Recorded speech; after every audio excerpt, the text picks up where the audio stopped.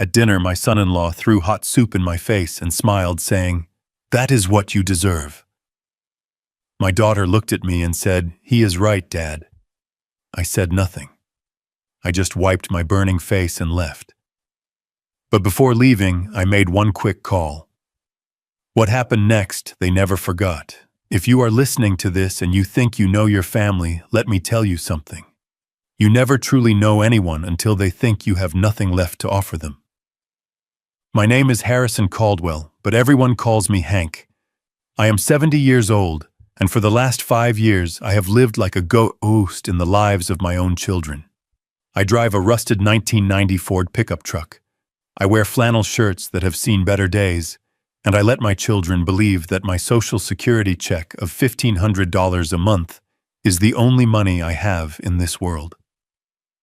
They think I am just a retired truck driver, a man whose time has passed. They do not know that I am the founder of Caldwell Logistics. They do not know that I still hold the golden share, the ultimate veto power over an empire worth hundreds of millions. I hid it to teach them independence. I hid it to see if they loved me for me. Tonight, on my 70th birthday, I got my answer, and it burned worse than fire. The dining room of the house in the Chicago suburbs was warm, but the air was freezing. This was a house I paid for. 80% of the down payment came from my accounts funneled through a trust, so they would never know it was me. But on paper it belongs to Brad and Emily. Brad sat at the head of the table adjusting the cuff of his shirt to show off his new Rolex. A Submariner, $18,000. I knew the price because I know the value of things. I also knew he bought it with borrowed money because Brad is a failed real estate broker who thinks success is something you wear, not something you build. He tapped his wine glass with a silver fork, demanding attention.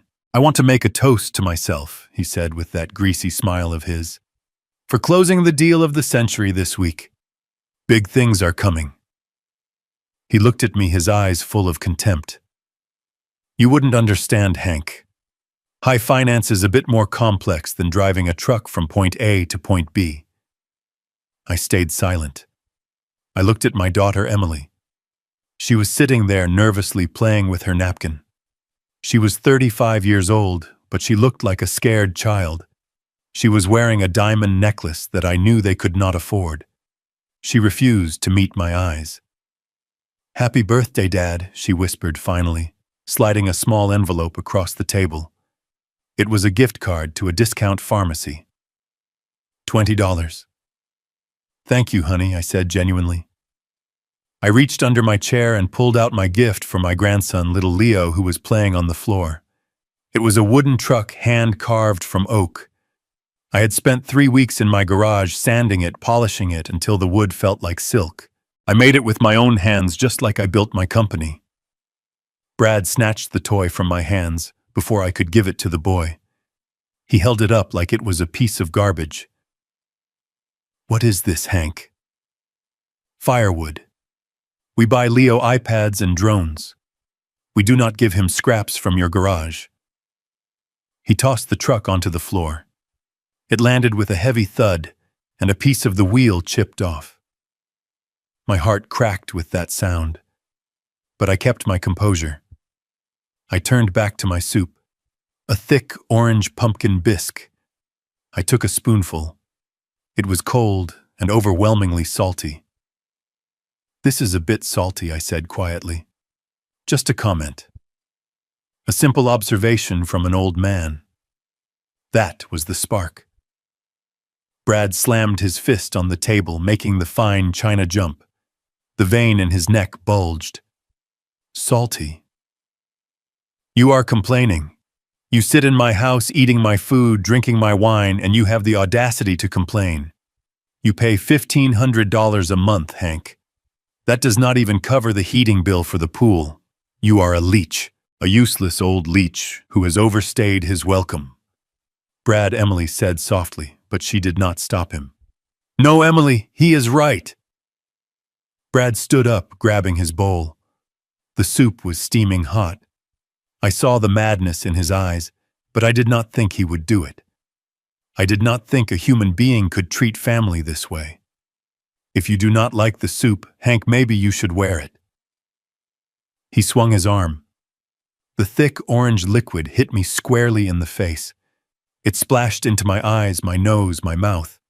The heat was instantaneous. It was searing. I gasped, choking on the liquid as it dripped down my chin and onto my chest. But the physical pain was nothing compared to what I saw when I looked down. I was wearing my old blue flannel shirt.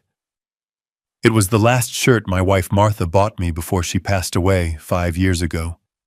It was my armor. It was the only thing I had left that smelled like her memory. Now it was stained orange, ruined by the cruelty of a man who lived in a house I bought. I sat there frozen. The soup dripped from my eyelashes. My skin felt like it was blistering. The room went silent. Even Brad seemed shocked by his own violence for a second, but then he doubled down. "That is what you deserve," he sneered. "Look at you. Pathetic." I slowly took my napkin and wiped my eyes. The stinging was unbearable. I turned to Emily. My little girl. The girl I had carried on my shoulders. The girl I had protected from every storm. I waited for her to scream. I waited for her to slap him. I waited for her to hand me a towel. "Dad," she said, her voice trembling, "you should not have criticized the food. You know Brad is under a lot of stress. You should apologize to him." The silence that followed that sentence was heavy enough to crush the world. Apologize. My daughter wanted me to apologize to the man who just assaulted me. In that moment, Harrison Caldwell, the truck driver, died, and Harrison Caldwell, the chairman, woke up. I did not yell. I did not flip the table. I stood up slowly. My knees creaked, but my spine was straight. I used the napkin to wipe the worst of the mess from Martha's shirt. I folded the napkin neatly and placed it on the table next to the broken wooden truck. I looked Brad directly in the eyes. He was smirking, thinking he had won, thinking he had put the old dog in his place. "You just made the biggest mistake of your life," I whispered. He laughed. It was a loud barking sound. "What are you going to do, Hank? Run away in your garbage truck? Go ahead. Sleep under a bridge for all I care." I did not look at Emily again. She had made her choice. She chose the lifestyle. She chose the illusion. She chose the abuser. I turned and walked out of the dining room. I walked through the hallway past the family photos that were all lies. I opened the heavy oak front door and stepped out into the Chicago winter. The wind hit my burned face like 1,000 needles, but it felt good. It felt clean. I walked down the driveway to my old Ford pickup. Snow was falling, covering the windshield. I did not get in immediately. I reached into my pocket and pulled out my old flip phone. It was a burner phone, the kind drug dealers and billionaires use when they do not want to be tracked. I dialed a number I had not called in 5 years. It rang once. Catherine Ross. Her voice was sharp, precise. She was my former general counsel, my protege, the most ruthless lawyer in the state. "Cat," I said, my voice raspy from the smoke of betrayal. "It is Hank." There was a pause on the line, a pause of recognition, and then a shift in tone. A soldier reporting for duty. "Mr. Chairman," she said. "I did not expect this call. Is everything all right?" "No, Cat. Nothing is all right." "Initiate Omega Protocol." I heard the sound of a chair moving, a computer waking up. Omega Protocol. The nuclear option. The plan I had designed years ago in case of absolute catastrophe. It meant freezing everything. It meant unmasking the assets. It meant war. "Consider it done," she said. "What is the target?" "Brad Jenkins and Emily Caldwell," I said, looking back at the house glowing warmly in the snow. "I want their financial autopsy on my desk in 1 hour. Every debt, every loan, every secret." And Cat. Yes, sir. Destroy them. I hung up the phone. My face was still burning, but inside I felt cold. Colder than the ice on the pavement.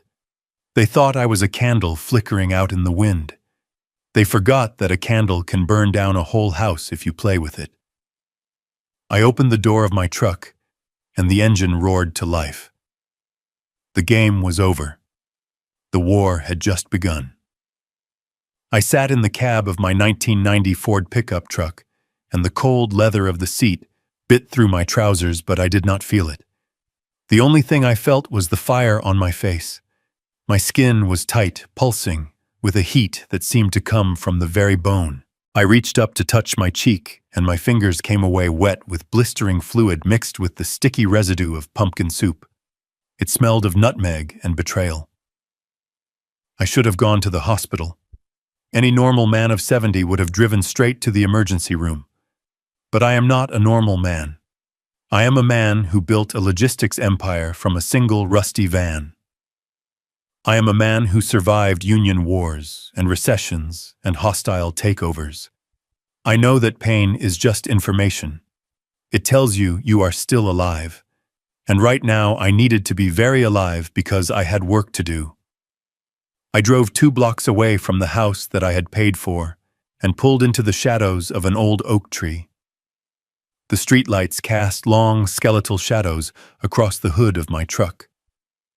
I breathed in the smell of old gasoline and dust, the smell of my sanctuary.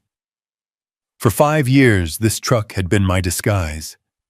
It was the prop that convinced the world I was nothing more than a washed-up old driver living on pennies. But tonight, the disguise was coming off. I reached under the passenger seat and pulled out a small metal box welded to the frame. I punched in a code that my fingers remembered better than my own birthday. Click. The box opened. Inside lay a single object, a black flip phone. It was old technology. Simple, untraceable. The kind of phone that does not have apps or cameras or distractions. It only has connections. My hands were shaking not from the pain, but from the adrenaline that was flooding my system for the first time in years. It was the old rush, the feeling of the hunt. I flipped the phone open, and the screen glowed with a pale blue light. I dialed a number I had memorized a decade ago. It rang once, twice. Catherine Ross. Her voice was sharp as a razor blade. It was 11 at night, but I knew she would answer. Cat never slept. She was the only person in the world who knew the truth about who I really was. She was my former chief legal counsel, the woman I had trained to be a shark in a sea of goldfish. Cat, I said. The word came out as a croak, my throat raw from the shock. Hank. The shift in her tone was instant. She went from professional to alert. What is wrong? You never call this line unless the sky is falling. The sky fell, Cat, I said, staring at my reflection in the rearview mirror. A monster stared back at me, one side of his face angry and red. They crossed the line. I did not have to explain who they were. Cat had warned me years ago. She had told me that hiding my wealth to teach them a lesson was a dangerous game. She had told me that money reveals character, but lack of money reveals teeth. She was right. I took a breath and gave the order I had hoped I would never have to give. Initiate Omega Protocol. There was a silence on the other end. A heavy, pregnant silence. Omega Protocol was the nuclear option. It was the scorched earth policy. It meant unmasking every asset, freezing every trust fund, and unleashing the full legal might of the Caldwell Empire. Are you sure, Hank? She asked softly. Once we start this, there is no going back. The anonymity is gone. The protection is gone. You will be Harrison Caldwell again. I looked back toward the house down the street. I could see the warm glow of the windows. I could imagine them inside laughing, cleaning up the soup, wiping away the old man's mess, drinking the wine I had paid for. I am sure I said, my voice hardening into steel. Freeze the shadow accounts. Lock down the trust. And Kat, I want a full forensic audit on Brad Jenkins. I want to know every dime he owes, every lie he has told, and every skeleton in his closet. I want his financial autopsy on my desk in 1 hour. Consider it done, she said. And Hank, please be careful. When you corner a rat, it bites. I hung up the phone and closed it with a snap. I sat there in the darkness, waiting for the machine I had just activated to start turning. The pain in my face was throbbing now, a steady drumbeat of agony. I reached into the glove compartment and found a tube of burn ointment I kept for engine work. I smeared the cool gel over my cheek, wincing as I touched the raw skin. As I sat there waiting, the memories hit me harder than the soup. I looked at that house glowing in the distance, and my mind drifted back 10 years.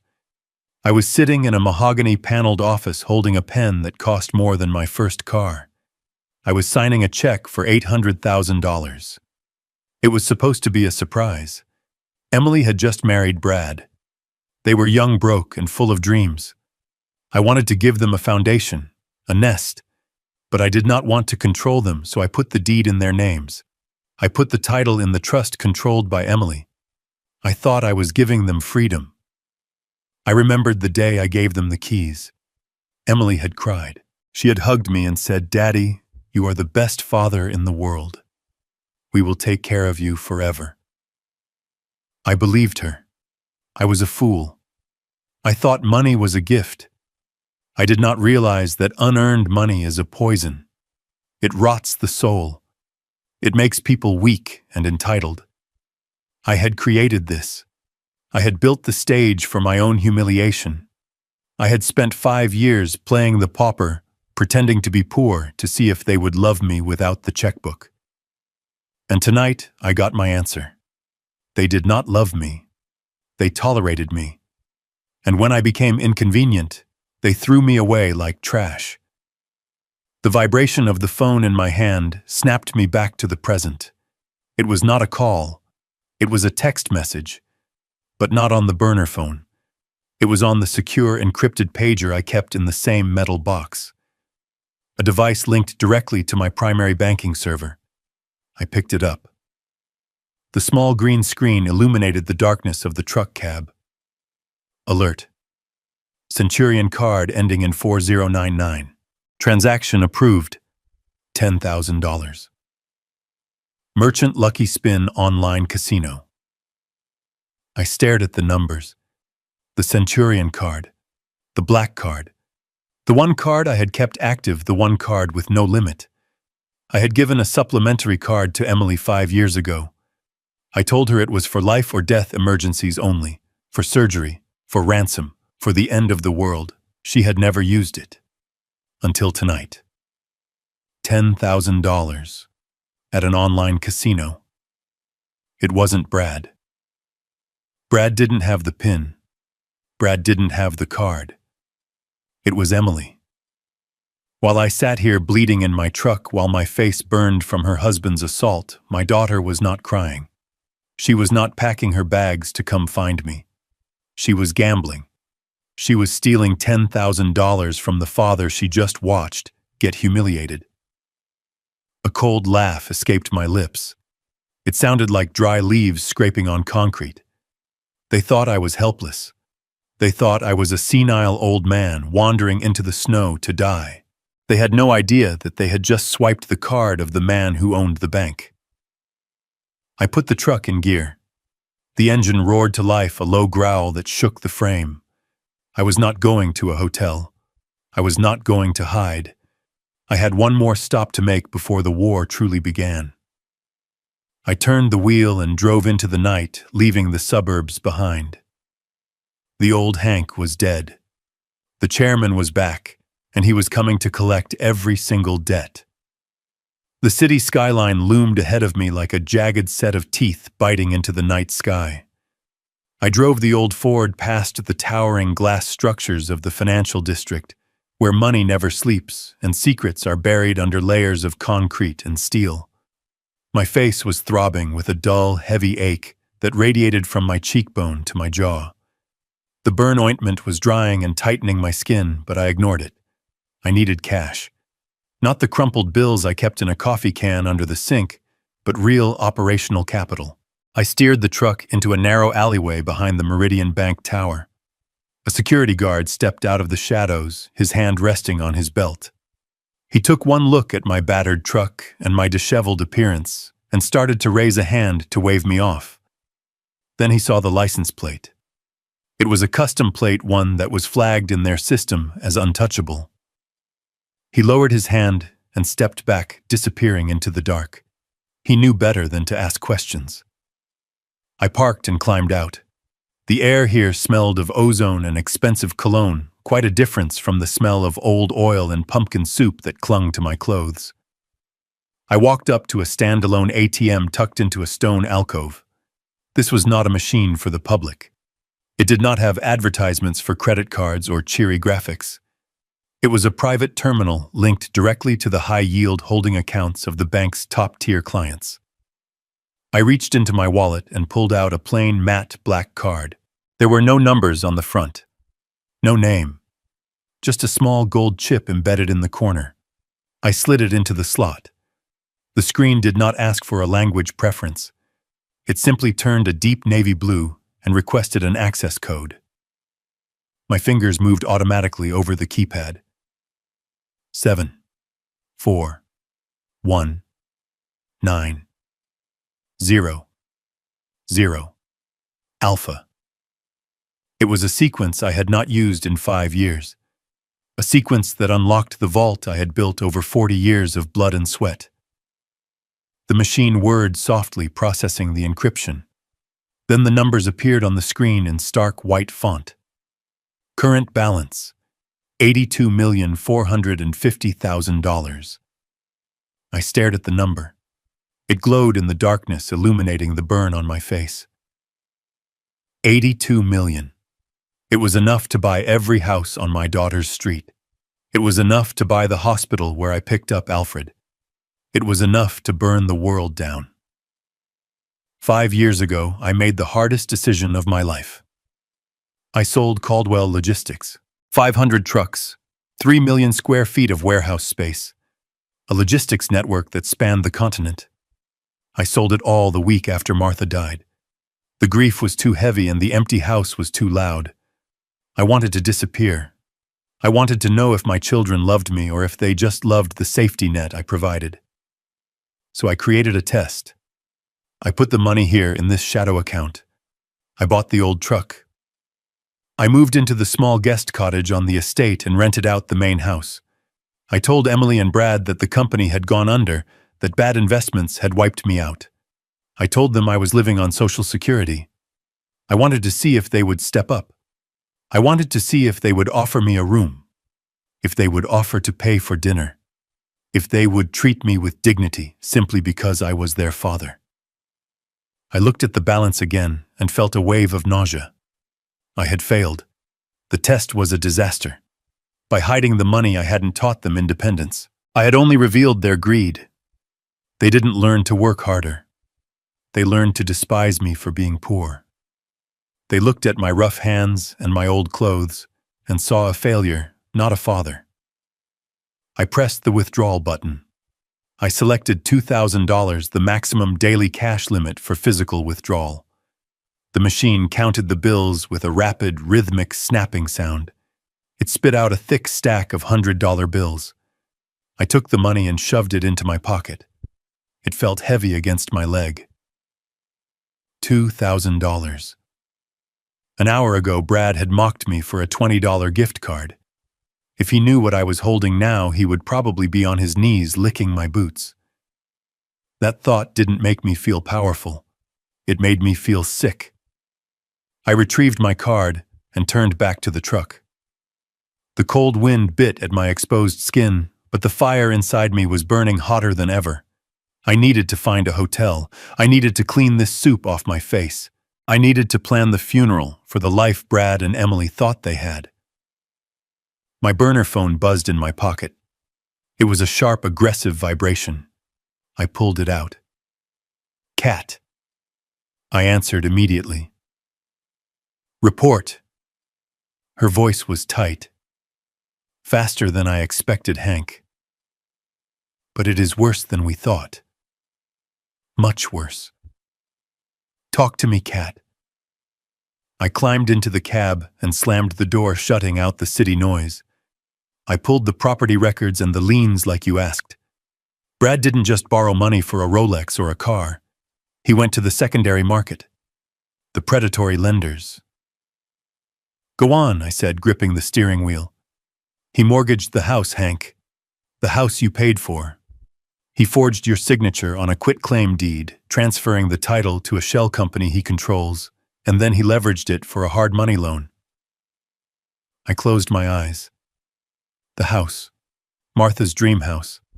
The one I bought for them so my grandson would have a yard. How much, I asked. $2 million. $2 million. He had gambled away $2 million on what? Crypto. Tech startups. It didn't matter. The money was gone. And there is a kicker, Hank. Kat's voice dropped an octave. The lender isn't a bank. It is the Ivanov syndicate. They are loan sharks, Hank. Real ones. I stared through the windshield at the brick wall of the alley. The Ivanovs. I knew them from the old days when I had to keep my trucks from being hijacked on the interstate. They were not bankers. They were butchers. What are the terms, Kat? She hesitated. That is the problem. He is in default. He missed the balloon payment last week. They gave him a grace period because he promised them a big payout from an inheritance. Inheritance. The word hung in the air. He told them you were sick, Hank. He told them you were senile and on your deathbed. He promised them he would have control of your assets, your pension, whatever scraps he thought you had within the month. I laughed. It was a dry, humorless sound. So that was the plan. Get the power of attorney, put the old man in a home, sell the truck, take the pension, and pay off the mob. When is the deadline, I asked. 48 hours. If he doesn't pay $2 million by Friday night, they take the house. And Hank, knowing these guys, they won't just evict them. They will hurt him. And they might hurt Emily and Leo, too. My grip on the phone tightened until the plastic creaked. They had betrayed me. They had humiliated me. They had stolen from me. But Leo was innocent. My grandson was sleeping in a house that was about to become a war zone. Okay, Kat. I know what I have to do. You are not going to pay it, are you, Hank? No. I am not going to pay it. Not yet. I am going to buy the debt. There was a silence on the line, and then I could practically hear Kat smiling. You want to become the lender? Exactly. Contact the Ivanovs. Tell them a private investor wants to purchase the note. Offer them full value plus 10% for the trouble. I want to own that debt, Kat. I want to be the one holding the hammer when the clock strikes 0. Consider it done. But Hank, you need to get somewhere safe. You sound like you are running on fumes. I am fine, Kat. Just get the paperwork ready. I am going to need a very specific document drafted for tomorrow morning. What document? A confession, I said. I started the engine. I drove out of the alley, merging back into the traffic. The city was alive around me, oblivious to the fact that a predator was moving through its veins. I touched the pocket with the cash. I touched the pocket with the phone. I had the money. I had the information. Now I just needed the opportunity, and I knew exactly how to get it. I was going back into the lion's den, but this time I wasn't the prey. I parked the truck in the underground garage of the Ross & Partners building. The security guard in the glass booth hesitated when he saw my vehicle, which looked like it belonged in a scrapyard rather than a reserved spot in a Class A building. But he saw the access card I flashed and opened the gate. I took the private elevator to the 45th floor. The silence of the lift was heavy. I caught a glimpse of myself in the mirrored walls. I looked like a madman. My face was a map of angry red welts and my clothes were stiff with dried soup. But my eyes were clear. They were the eyes of a man who had just woken up from a 5-year coma. The elevator doors slid open, and Catherine Ross was waiting for me. She was wearing a silk blouse and tailored trousers, looking every bit the iron lady of corporate law that I had trained her to be. But when she saw my face, her professional mask cracked. She took a step forward, her hand reaching out instinctively.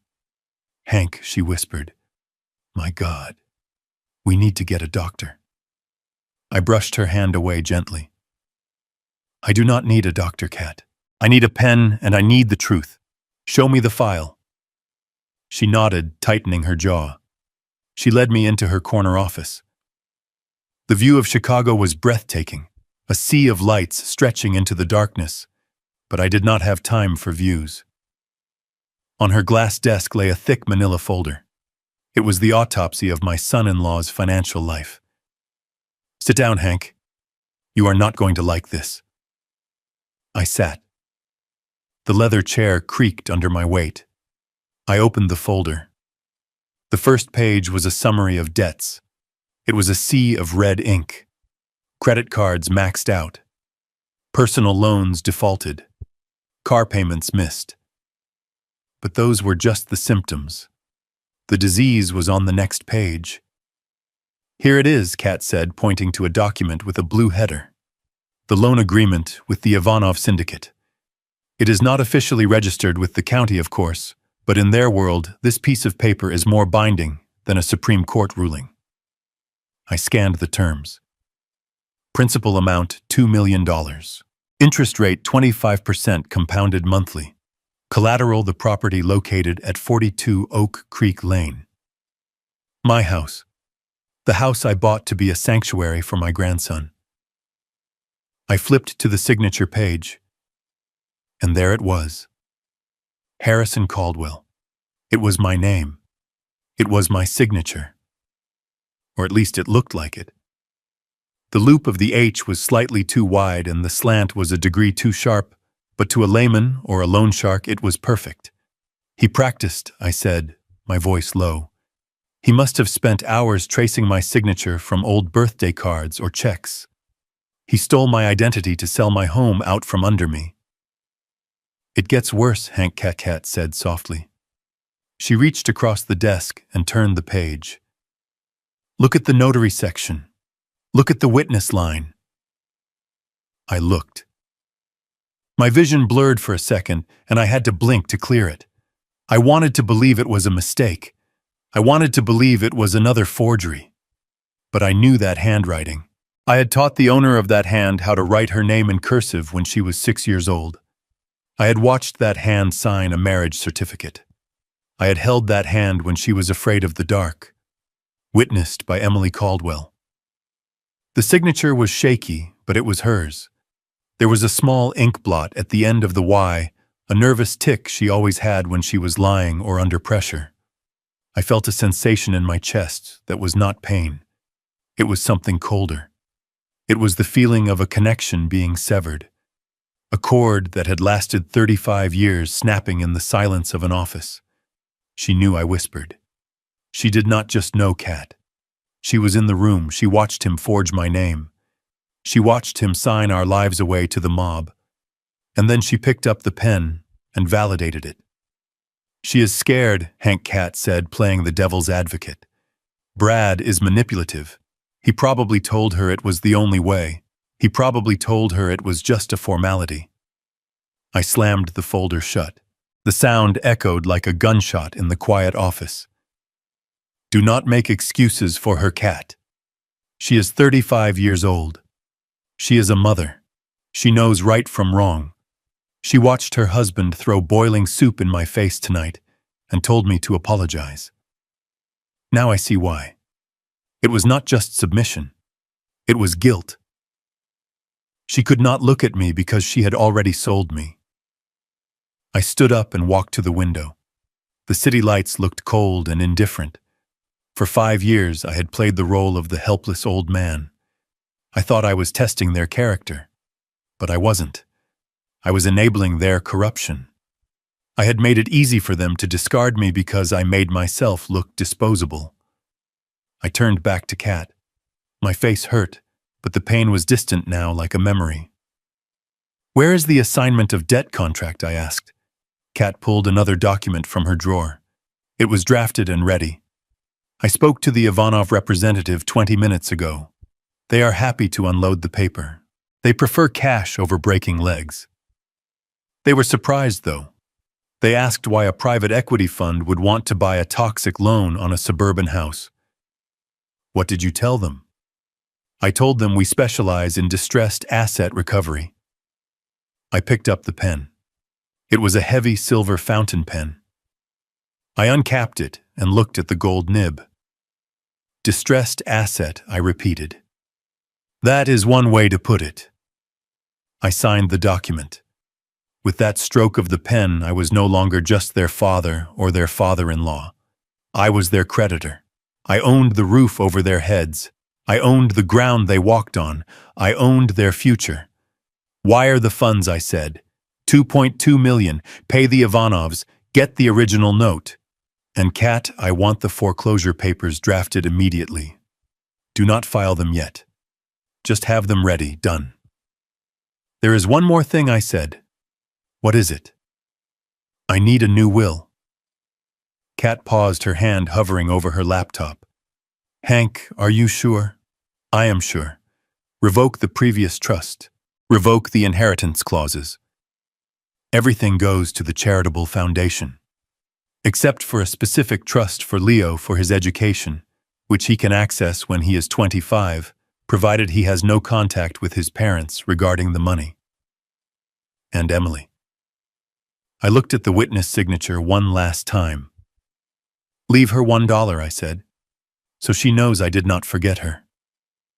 Kat typed silently for a moment, then looked up. Her eyes were sad but resigned.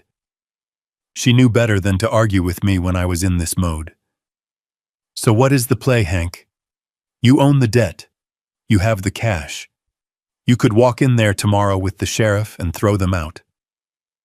"No," I said. "That is too easy. That is just legal. I want them to feel it. I want them to hope. I want them to think they have won. I want Brad to believe he is the smartest man in the room. And then when he is standing at the top of the mountain, I want to be the one who pushes him off." I looked at my reflection in the dark glass of the window. The burn on my face was a badge of honor now, a reminder of why I had to do what came next. "They want to play games with fake documents and deception," I said, my voice dropping to a low growl. "Fine. I built an empire negotiating with unions, politicians, and cartels. These two are amateurs. They want to play a con game. Good. I will teach them what a masterclass in fraud looks like." I checked my burner phone. No missed calls. No texts from Emily checking if I was alive. Just silence. "I am going back," I said. "To the house," Kat asked, alarmed. "Hank, that is dangerous. Brad is volatile. I know. But he needs to believe his plan is working. He needs me to come back. He needs me to sign his power of attorney paperwork so he can put me in a home and secure the asset for the Ivanovs. If I disappear, he panics. If I return defeated and broken, he gets confident. And a confident man makes mistakes." I buttoned my stained flannel shirt over the bandages Kat had given me. I hunched my shoulders, letting the posture of the powerful CEO drain away, replacing it with the stoop of the tired old truck driver. I am going to let them lie to me, Kat. I am going to let them think they are manipulating me. I am going to eat their food and listen to their apologies, and while they are smiling, I am going to be digging their graves. I walked to the door. "Get some sleep, Kat. Tomorrow is going to be a busy day." I took the elevator down alone. The anger was gone. The sadness was gone. All that was left was a cold, hard purpose. I was going home, not to sleep, but to hunt.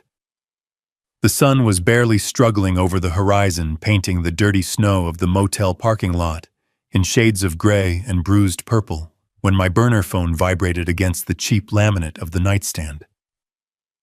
I had not slept. I had spent the last 4 hours sitting in a chair, that smelled of stale cigarette smoke and despair, watching the door waiting for a hitman or a miracle. I got neither. Instead, I got a phone call from the daughter who had signed my life away. I looked at the caller ID. It was Emily. Of course it was. They had let me stew for the night, hoping the cold and the pain would break my spirit. Now came the real. I cleared my throat, forcing a roughness into my voice, a weakness that I did not feel. I pressed the green button and held the phone to my uninjured ear. "Dad." Her voice was a high-pitched wail, breathless and frantic. "Oh God, Dad, where are you? We have been calling hospitals all night. We were so scared." It was a performance worthy of an Oscar.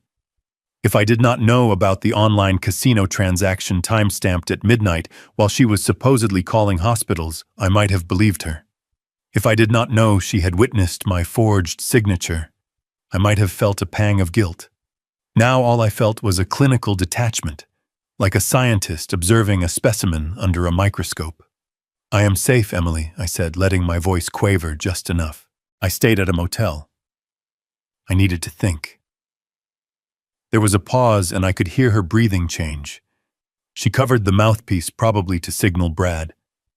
Then she came back on stronger. "Dad, please come home. Brad is sick over what happened. He was drunk, Dad. He did not mean it. He has been crying all morning. He wants to apologize. He wants to make it right." I looked at my reflection in the cracked motel mirror. The burn on my cheek had blistered, turning an angry purple. Crying. I doubted Brad had cried since he realized he could not return his leased BMW. "I do not know, Emily," I said, dragging out the hesitation. "He was very angry. He said I was a burden." "No, Dad, no. That was the stress talking. Look, we sat down and talked. We realized we have been handling everything wrong. You are not a burden, you are family. We want to help you. We want to take care of you properly. No more fighting. We want to manage everything for you so you do not have to worry about money or the house or anything. Just come home and let us fix this. Manage everything." There were the magic words. The trap was set. I muted the phone for a second and looked at Kat, who was sitting on the edge of the other bed, having arrived with the paperwork an hour ago. I repeated Emily's words to her. Kat's eyes narrowed behind her glasses. "Power of attorney," she whispered, mouthing the words clearly. "They do not just want you back, Hank. They are on a deadline with the Ivanovs. They need access to your accounts, and they need legal authority to liquidate your assets without your consent. If you go back, they are going to shove a power of attorney document in your face before you even take your coat off. If you sign that, they can legally commit you to a state facility claiming dementia or incompetence and sell everything you own to pay off the mob." It was a solid plan. Evil, but solid. It was exactly what I would have done if I were a soulless predator with a 48-hour deadline. I unmuted the phone. "I am tired, Emily," I said, sighing heavily. "I am very tired. The burn hurts. I do not have anywhere else to go." "Come home, Dad. I will make you soup. The good kind. Chicken noodle. We will take care of you. Just come home." "Okay," I said. "I will be there in an hour." I hung up. Kat looked at me with genuine concern. "You know you are walking into a cage," she said. "Once you step through that door, you are on their territory. If they realize you know about the loan or the forgery, Brad might get violent again. And this time he might use something harder than soup." "I know," I said, standing up and stretching my stiff back. "But a cage is only a cage if you do not have the key. And I have the master key. I need them to believe they have won Kat. I need Brad to feel that surge of arrogance. When he feels safe, he will get sloppy. He will admit things, and I need that confession recorded." I walked into the motel bathroom. The fluorescent light hummed, buzzing like an angry hornet. I looked at the burn again. It was healing too well. It looked painful, but it looked manageable. That would not do. I needed to look pathetic. I needed to look like a beaten dog. I reached into my bag and pulled out a tube of thick antibiotic ointment. I smeared a heavy layer over the burn and then spread it further out onto my healthy skin, making the injury look weeping and infected. I intentionally did not comb my hair, letting the white strands stick up in disarray. I buttoned my flannel shirt wrong, skipping a hole so the hem hung unevenly. I hunched my shoulders, letting my chest collapse inward, mimicking the posture of the defeated elderly men I had seen in nursing homes, men who had given up on life. Kat watched my transformation in silence. "You are terrifying," she said softly. "You look exactly like my grandfather did the week before he died." "Good," I said, my voice returning to its normal steel timbre for just a moment. "Because that is exactly what they want to see. They want to see a dying man. I am going to give them a dying man." I reached into the pocket of my coat and pulled out the device Aisha had given me. It was smaller than a dime, a tiny black disc with a pinhole camera and a high-fidelity microphone. I pried off the second button of my flannel shirt, the one right over my sternum. With a steady hand, I pushed the device through the fabric and secured it from the back. To the naked eye, it looked exactly like a scuffed black plastic button. To me, it was a weapon.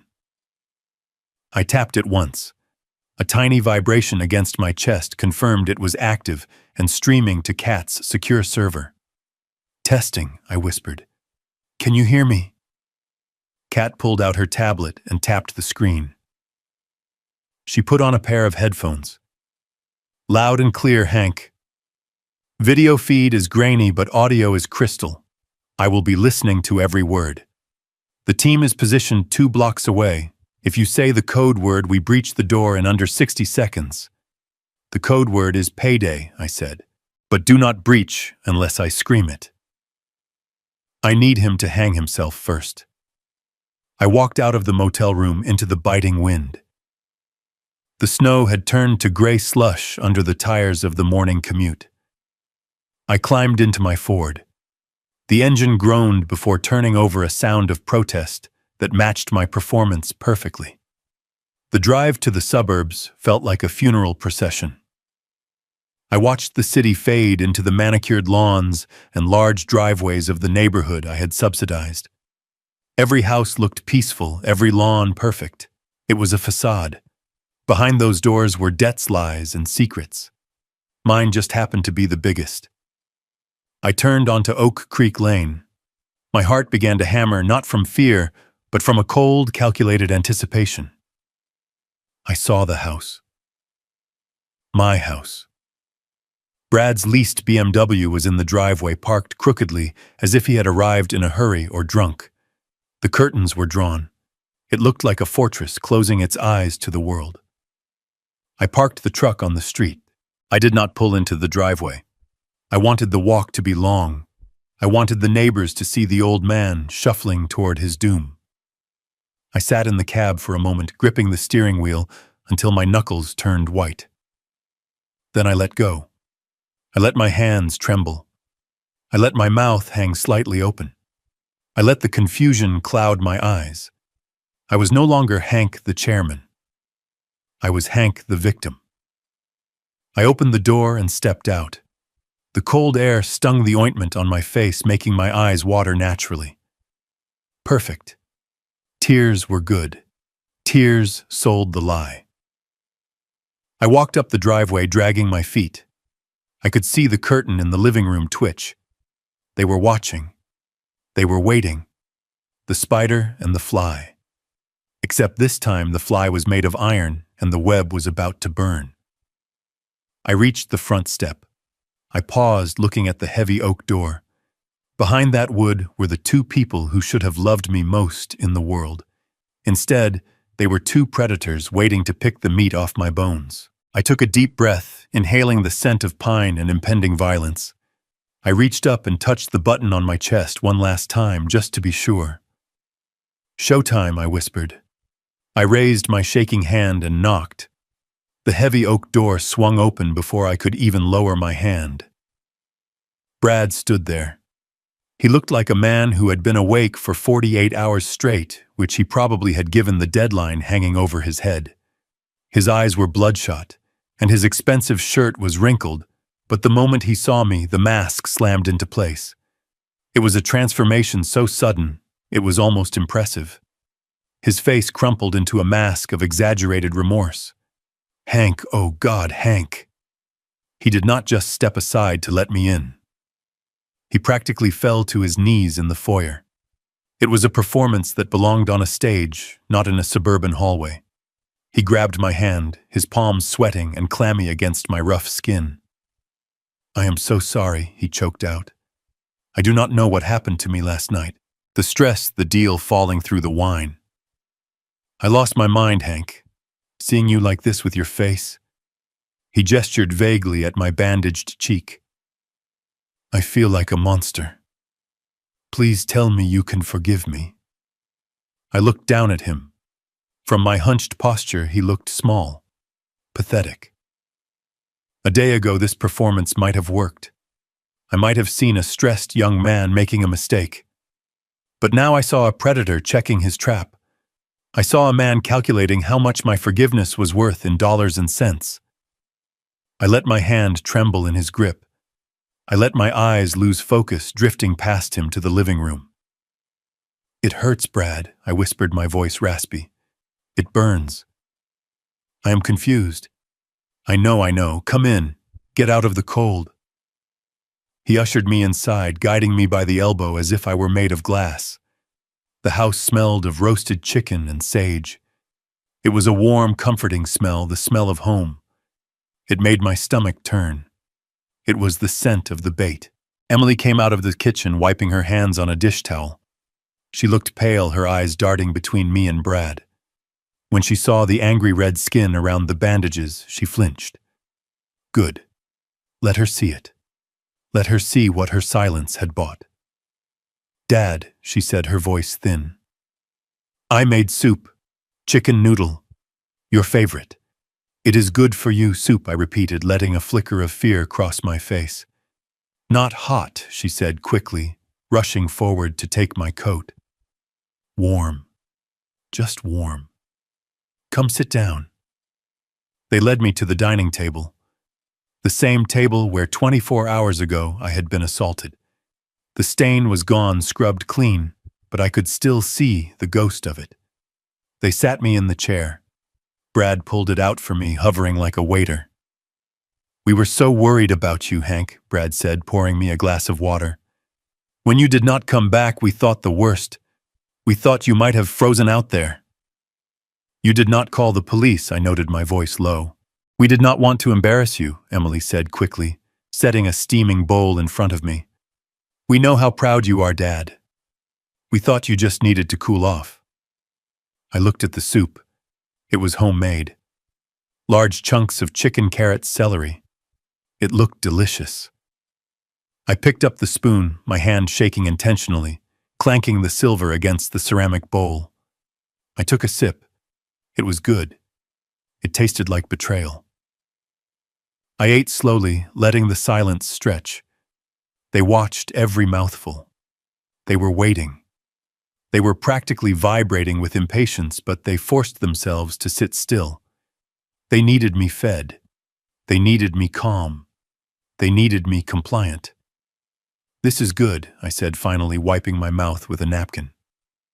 "Thank you, Emily." She offered a weak smile. "I am glad you like it, Dad. We just want you to be healthy." Brad cleared his throat. It was the signal. The pleasantries were over. It was time for business. "Hank," he said, leaning forward, his elbows on the table. "While you were gone, Emily and I did a lot of thinking. We realized we have not been fair to you. You have been struggling on that small pension, living in that drafty guest cottage, driving that old truck. It is not right." I kept my eyes on the bowl. "What do you mean?" I asked. "I mean you need security," Brad said, his voice dropping to a confidential whisper. "You are getting older, Hank. Your health is not what it used to be. Last night proved that. You were confused. You were agitated. We are worried about your future. I slowly looked up at him. And what do you propose? Brad reached under the table and pulled out a leather portfolio. He unzipped it with a smooth, practiced motion.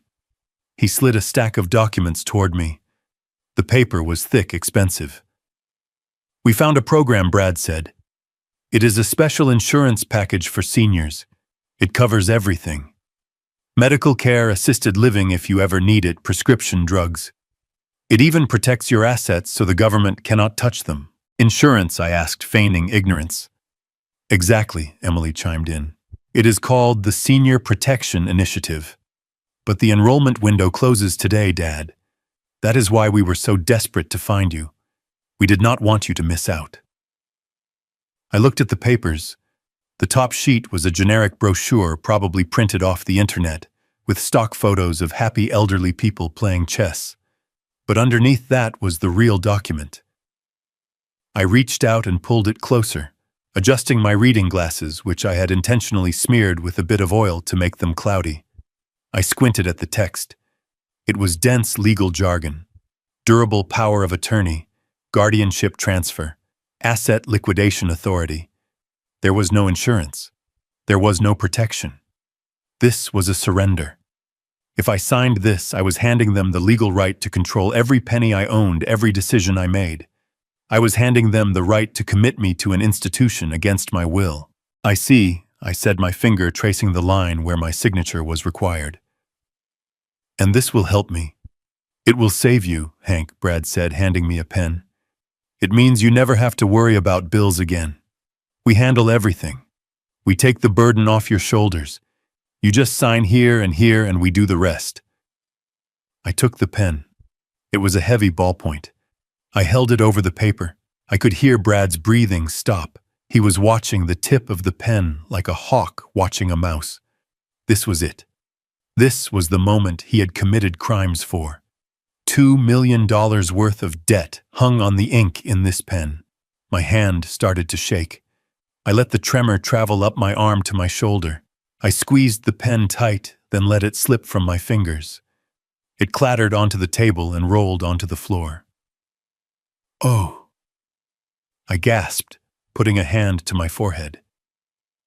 Dad, Emily stood up. Are you okay? I felt the blood rushing to my head. The dizziness was fake, but the exhaustion was real.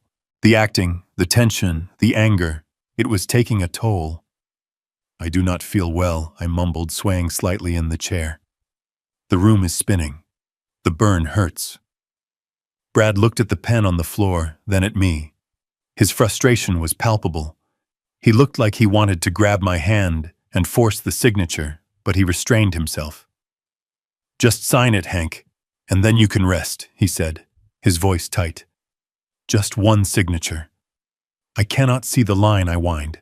My eyes are blurry. I need to lie down. Just for a minute. Let me sleep a little.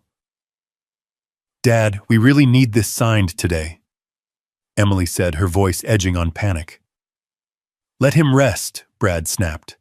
He cut himself off, taking a deep breath. I mean, let him rest, Emily. He is obviously in pain.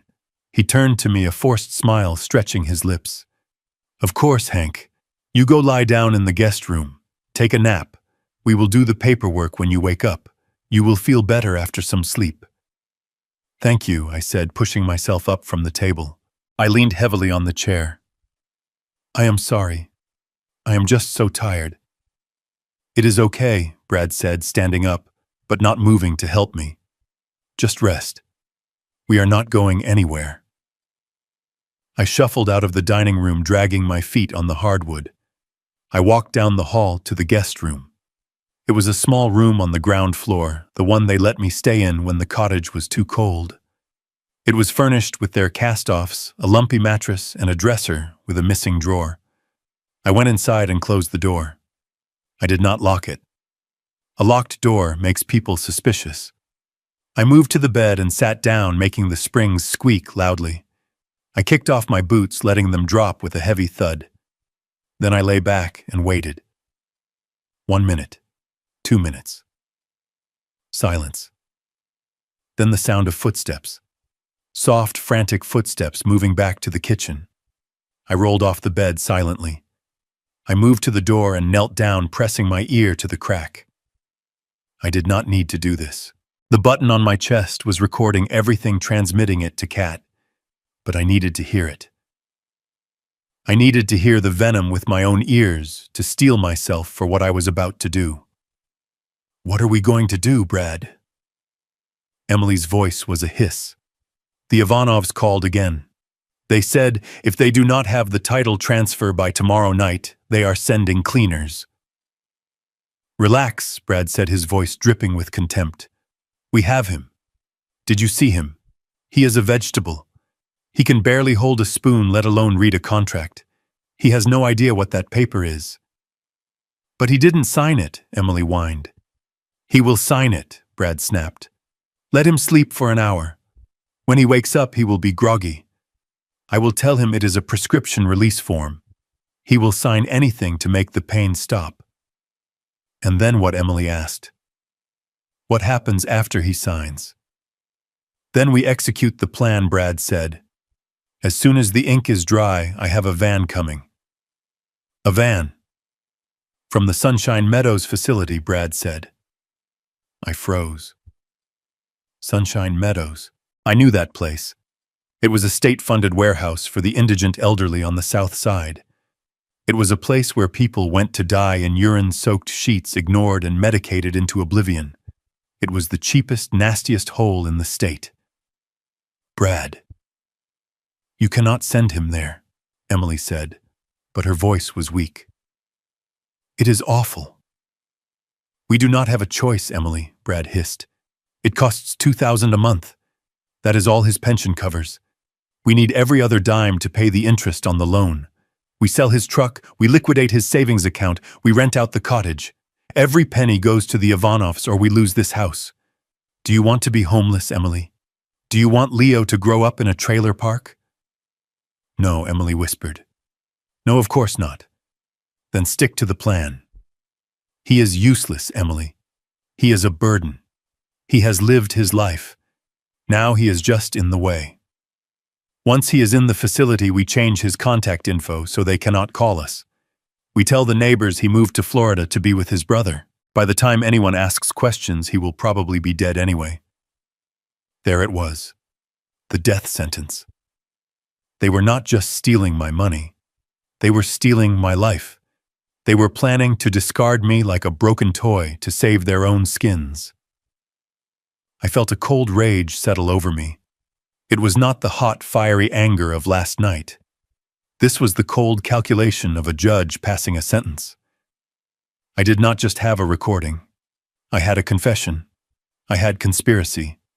I had intent to commit fraud and elder abuse. I stood up slowly. My knees did not creak this time. I walked to the window and looked out at the backyard. My grandson Leo was playing on the swing set I had built for him. He was innocent in all of this. But his parents were monsters. I touched the button on my shirt. "Did you get that, Kat?" I whispered. "Loud and clear, Hank." Her voice came through the tiny earpiece I had inserted before entering the house. "The police are on standby. We have enough for an emergency protective order right now. We can pull you out." "No," I said. "Not yet. The trap is not sprung. He wants a signature. I am going to give him a signature, but not the one he expects." I lay back down on the bed. I closed my eyes. I visualized the plan, the party, the guests, the humiliation. "Sleep well, Brad," I thought, "because when I wake up, your nightmare begins." I waited until the digital clock on the nightstand flashed 3 in the morning. The house had settled into a heavy silence, broken only by the rhythmic hum of the refrigerator and the occasional settling groan of the timber frame. I did not sleep. Sleep is a luxury for the innocent, and I was no longer innocent. I was a conspirator in my own life. I sat up on the edge of the lumpy mattress. My body ached. The burn on my face throbbed, a constant dull reminder of why I was awake. I listened. Upstairs, the floorboards creaked. Brad and Emily were asleep, probably dreaming of the money they were going to spend once they had discarded me. I stood up. My socks slid silently on the hardwood floor. I moved to the door and opened it an inch. The hallway was empty, a tunnel of shadows. I slipped out. I moved not like an old man with a cane, but like the mechanic I used to be, light on my feet, careful of where I placed my weight.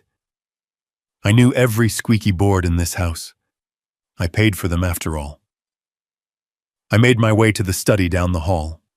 It was the room Brad called his office. He liked to sit in there with the door closed, pretending to be a master of the universe. I pushed the door open. It swung silently on well-oiled hinges. The room smelled of stale bourbon and desperate sweat. The desk was a chaotic mess of papers, unopened bills, and energy drink cans. But in the center of the chaos, the computer monitor was glowing. He had not turned it off. He had left it awake, just like his greed. I walked around the desk and sat in his leather chair. It was warm. He must have been here late. I looked at the screen. A chat window was open. It was an encrypted messaging app, the kind people use when they do not want a paper trail. The user on the other end was named VultureCap.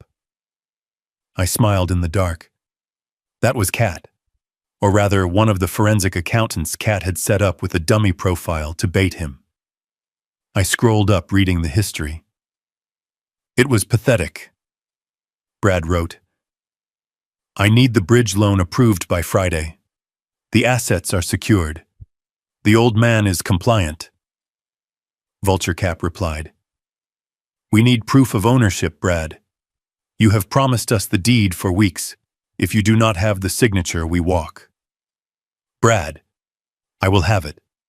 Tomorrow. I am hosting a signing ceremony. A party, high visibility. He will sign the transfer in front of witnesses. It is done." VultureCap, "Talk is cheap. Send confirmation when the ink is dry. Or better yet, invite us. We want to see the asset." I leaned back. Brad was not just selling my house to pay the Ivanovs. He was trying to leverage my remaining assets, my pension, my identity to secure fresh capital from a new investor. He was digging a hole so deep he would never see the sun again. I looked at the keyboard. My fingers hovered over the keys. I could delete this. I could wipe the drive. But that would just delay the inevitable. I did not want to delay. I wanted to accelerate. I began to type. "This is Brad. Change of plans. I want you at the party tomorrow night, 7 p.m. Bring the contract. You will see the old man sign the power of attorney and the deed transfer live. I want the funds wired the moment the pen leaves the paper." I hit send. The response was immediate. "We will be there. Do not disappoint us." I deleted the sent message from the local history, but left the incoming confirmation. I wanted him to see it when he woke up. I wanted him to think he had done it in a drunken stupor. Or better yet, I wanted him to not notice at all until the sharks showed up at his door.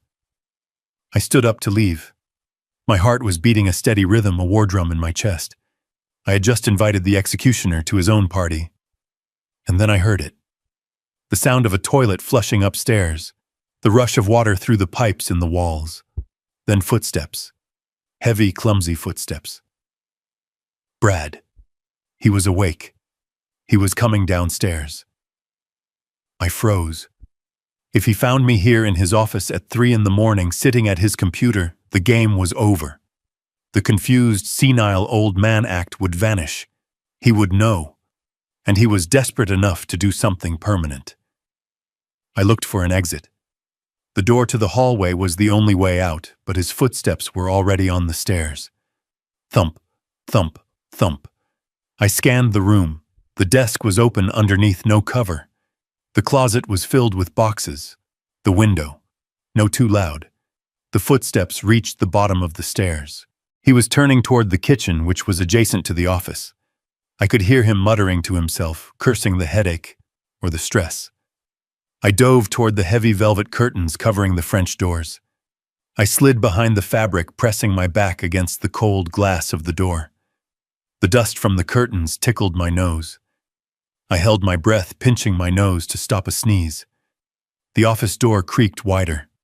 The light from the hallway spilled into the room, cutting a slice of illumination across the carpet. I saw his shadow stretch out long and distorted. He walked in. I could hear his breathing. It was wet and ragged. He shuffled to the desk. I heard the clink of glass on glass. He was pouring another drink. At 3 a.m. "Just sign the paper, you old bat," he mumbled. His voice was slurred. "Just die and make me rich." My fists clenched at my sides. It took every ounce of discipline I possessed not to step out from behind that curtain and end him right there. But I stayed still. I was a statue. I was a ghost. He sat in the chair. The leather groaned. I heard him tapping on the keyboard. He was checking the chat. Please, I thought. Please be too drunk to notice the timestamp. He grunted. Good, he whispered. They are coming. He stood up. He did not see the message I sent. He just saw the confirmation. He thought he had won. He walked out of the room, turning off the hallway light as he went. I listened to his footsteps retreat up the stairs. I listened to the bedroom door close. I let out a breath that I had been holding for 2 minutes. My lungs burned. My heart was hammering against my ribs, thumping so hard I thought it would crack the bone. It felt like the old days, like the time I had to hide in a warehouse in Detroit while Union busters searched the yard with flashlights. The fear was the same. The thrill was the same.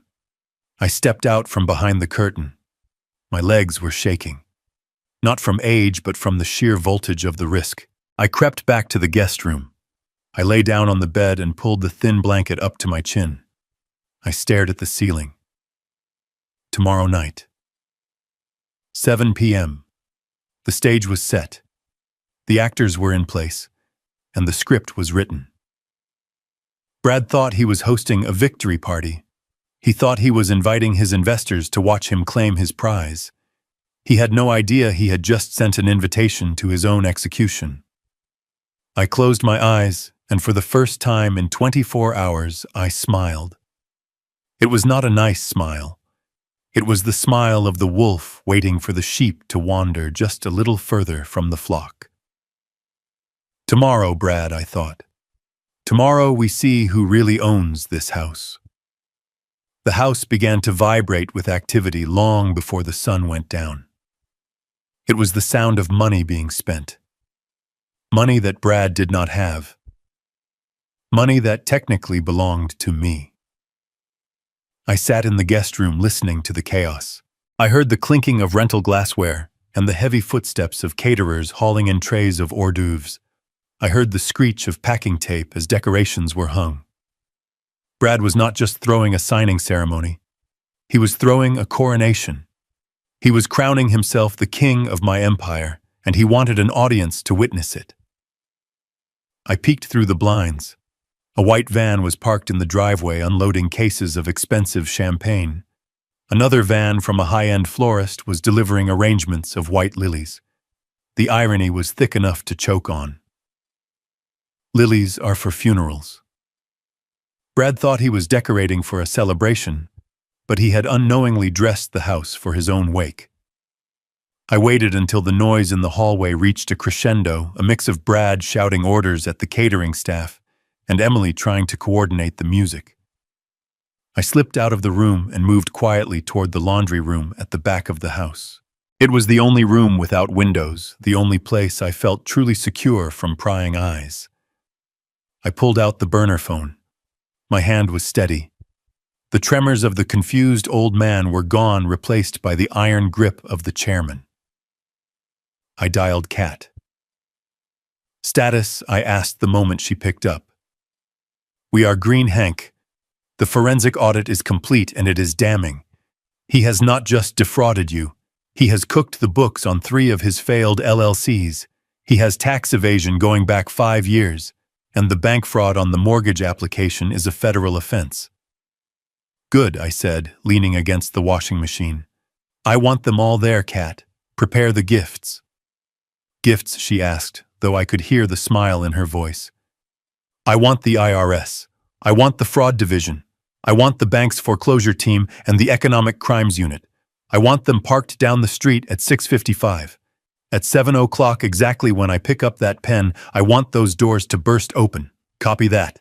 7 p.m. The cavalry arrives. And Kat, make sure the lead agent knows the signal. I do not want them storming in until the video plays. I want Brad to see his life crumble on the big screen before the handcuffs go on. Understood. Hank, are you ready for this? It is going to be ugly. I looked at the lint trap of the dryer, my eyes focusing on the gray dust. It is already ugly, Kat. I am just turning on the lights. I hung up and slipped the phone back into my hidden pocket. I made my way back to the guest room unnoticed. It was time to get dressed. I opened the closet door and reached into the very back. Pushed behind the flannel shirts and the worn-out khakis was a garment bag I had not opened in 5 years.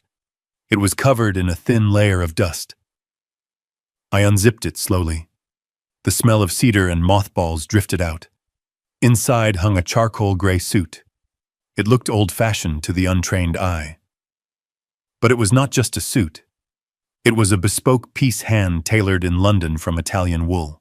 It was the suit I wore when I rang the opening bell at the stock exchange 20 years ago.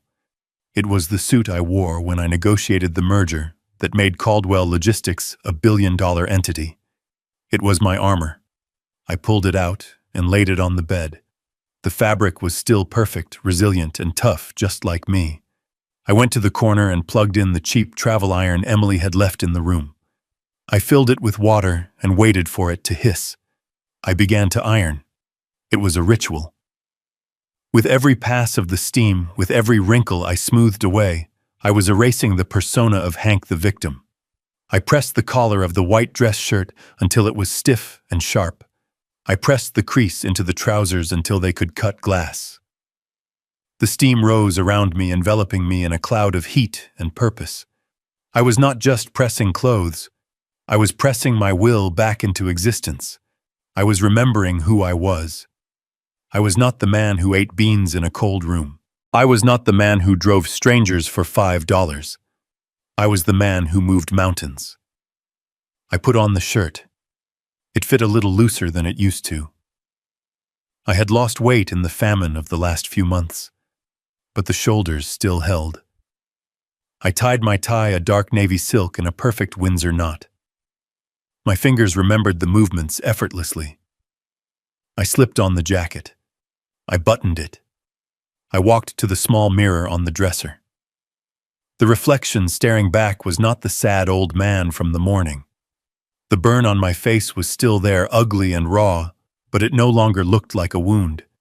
It looked like a battle scar. The stoop was gone. My jaw was set.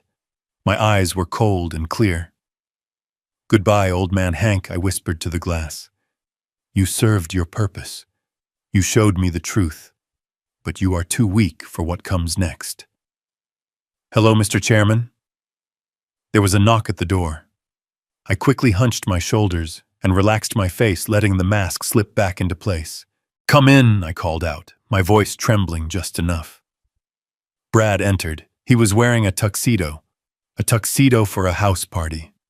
He looked ridiculous, like a waiter at a second-rate country club. He was sweating, his face flushed with manic energy. "Hank," he said, stopping short when he saw the suit. "Wow, look at you. Cleaning up for the big night, huh?" He reached out and fingered the lapel of my jacket. He frowned slightly, sensing the quality of the fabric, but he was too distracted to process it.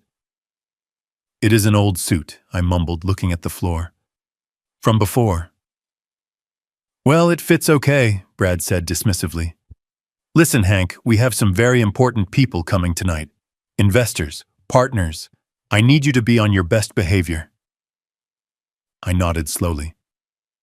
Best behavior. Yes. When we call you up to the stage, you just smile and nod. You do not need to make a speech. You do not need to tell stories about the trucking days. Just thank everyone for coming, sit at the table and sign the papers. Okay. Okay, Brad. Okay. Just sign. Good. And try to keep the bandage covered. It looks bad. We do not want to ruin the appetite of the investors. He turned to leave but stopped at the door. Oh, and Hank, after tonight, things are going to get a lot better for you. You will see. Sunshine Meadows is really nice. Lots of sunlight. He winked. He actually winked at me. The arrogance was suffocating. He was already spending the money. He was already celebrating my exile. I watched him leave. The urge to punch him was overwhelming, but I held it back. Patience. The trap needs to snap shut on the neck, not the leg. A few minutes later, the door opened again. This time it was Emily. She was wearing a long, sequined gown that was far too formal for the occasion. She looked beautiful and brittle like a glass ornament that was about to shatter. She was carrying a glass of water and a small paper cup. Dad, she said, her voice overly bright. You look handsome. Thank you, Emily, I said. She walked over to me. Her hands were shaking slightly. She held out the paper cup.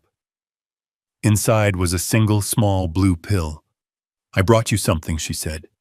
It is just a little sedative, a mild one. Brad thought you might be nervous with all the people. It will help you relax. It will help you get through the evening without getting confused. I looked at the pill. I knew exactly what it was. It was a benzodiazepine, strong enough to knock out a horse.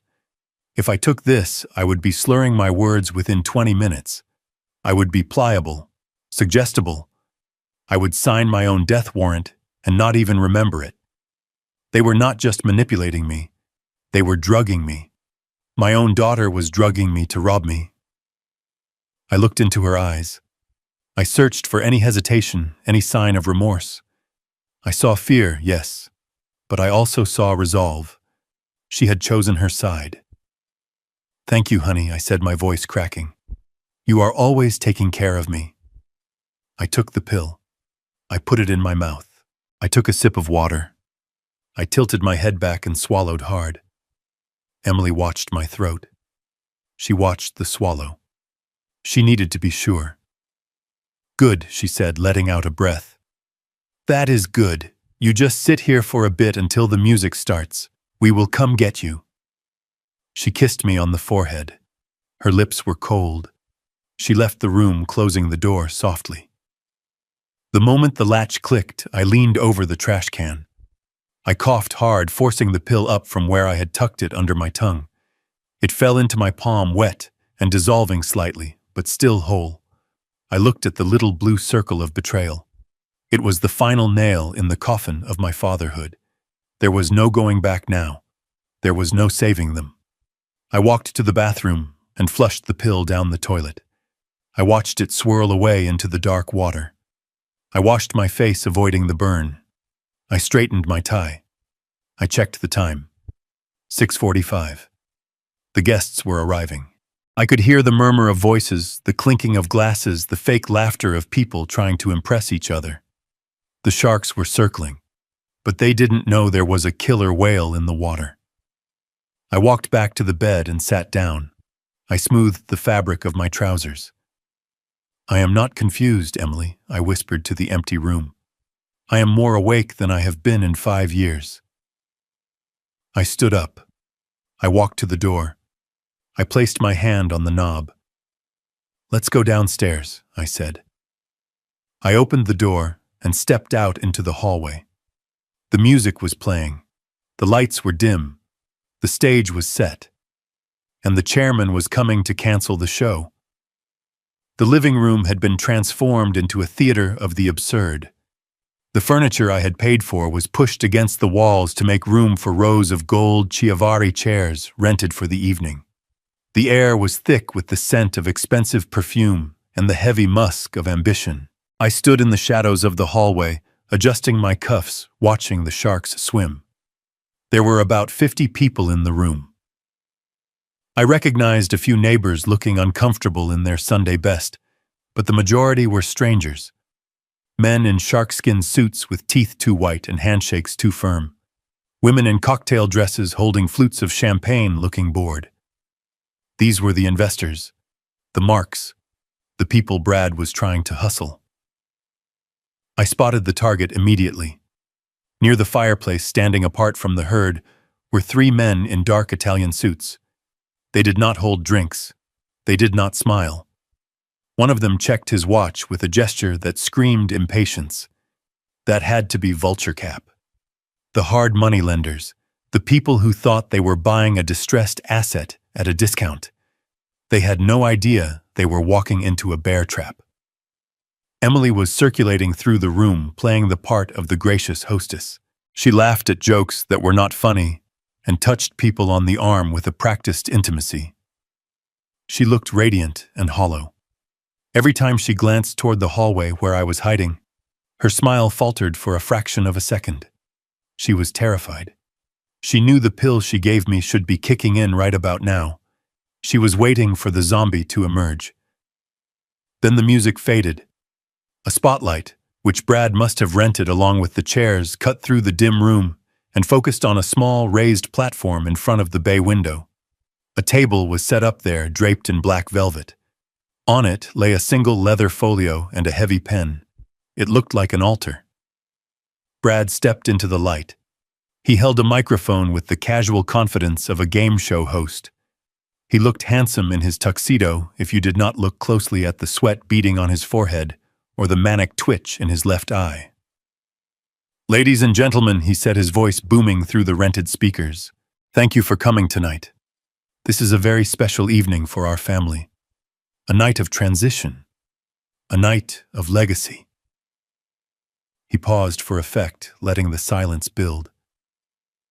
"Many of you know my father-in-law, Harrison Caldwell." Brad's voice dropped to a somber, reverent tone.